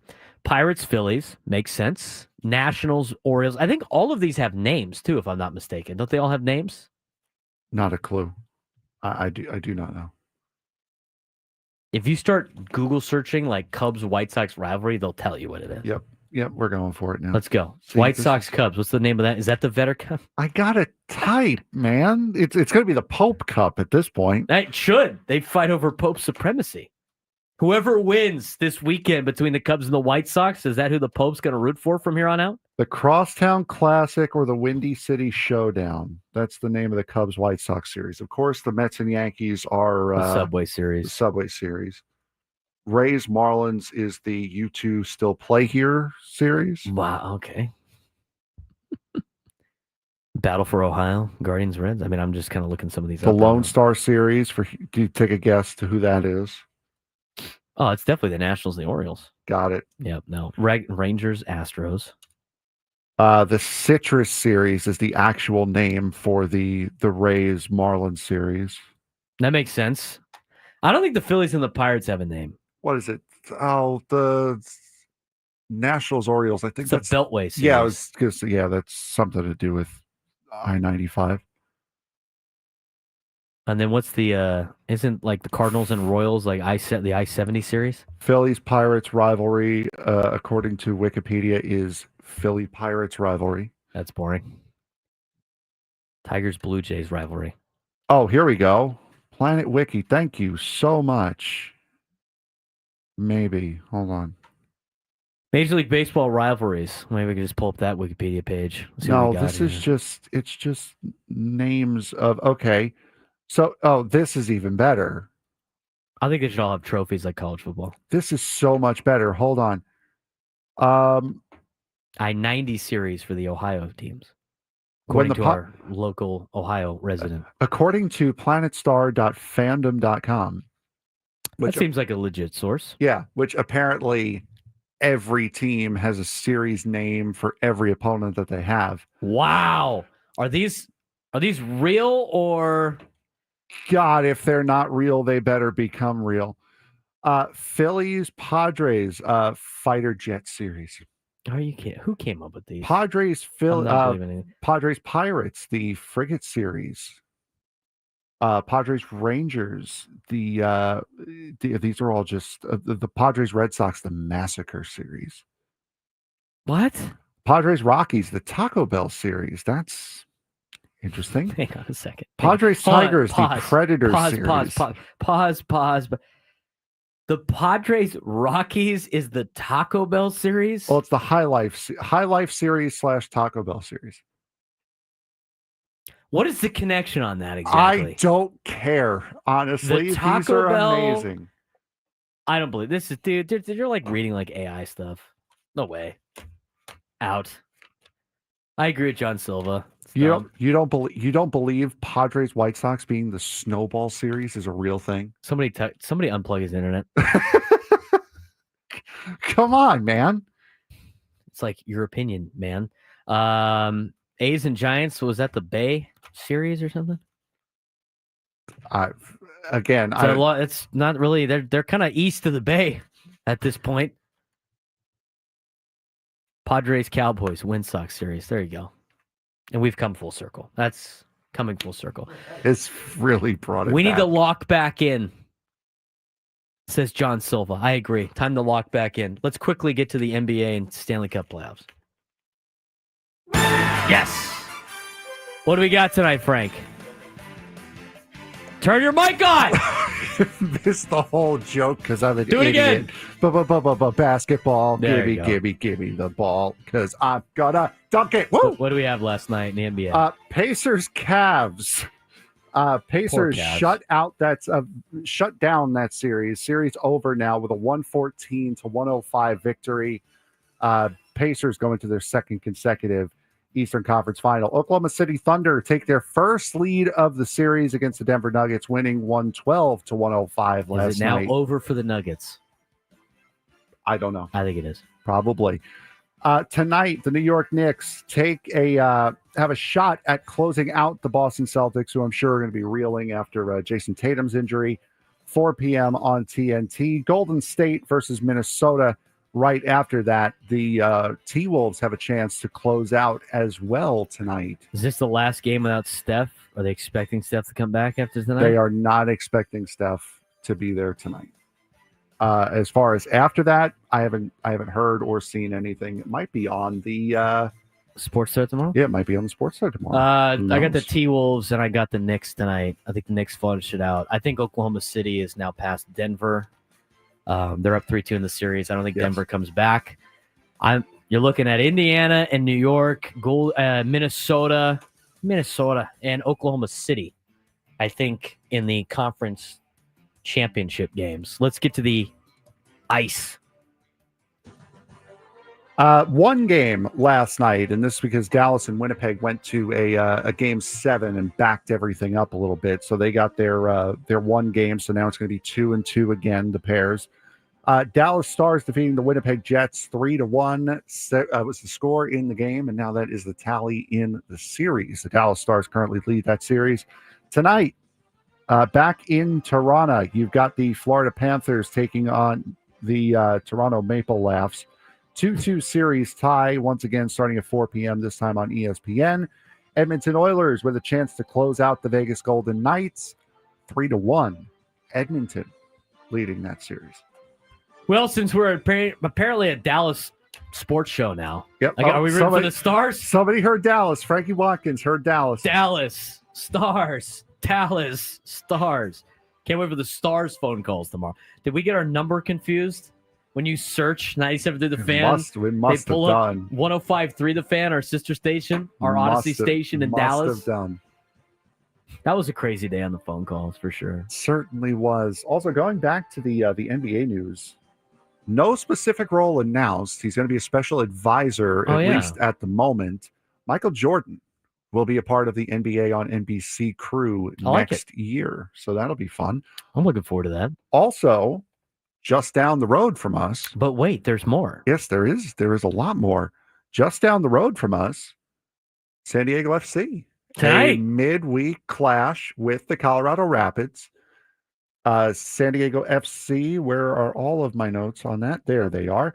Currently 6-2-4. Rapids are 4-4-4. That game will kick off 7:30 p.m. on Apple TV Plus. It's not enough to have Apple TV Plus. You also need to have the MLS League Pass as well. Colorado has not won since beating San Diego FC on April 12th. That was a 3-2 win. Anders Dreyer leading in goals and assists for San Diego FC, 5 apiece. Hopefully, San Diego FC can build off of their 2 wins in a row. Already starting from the FC Dallas win when they won 5-0 here. In the, by the way, San Diego FC versus Colorado, classically known as the Footy McFootface series. Oh, is that what it's called? As Johnny in the chat reminds us. My mistake. Should have had that dialed in. I would have been more excited. Welcome back, Ketel Marte. Couple of pumps today. Arizona dismantling the Giants in the 4th inning. It's 8-2. Unfortunately, kept telling everybody. Keep telling them. Keep saying it. Got to worry about the Diamondbacks, man.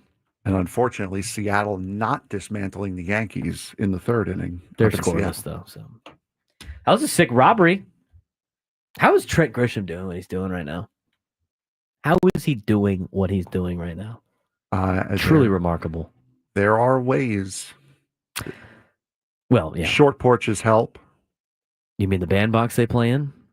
Little League field, but yeah, basically, more or less. Not a major league field like Citi Field. Exactly. That's, you know what? You're so right. I know I am. Frank, how does the bullpen bounce back tonight for the Padres? I think it does. I think it has a solid night. Honestly, I said it. I texted it to you last night.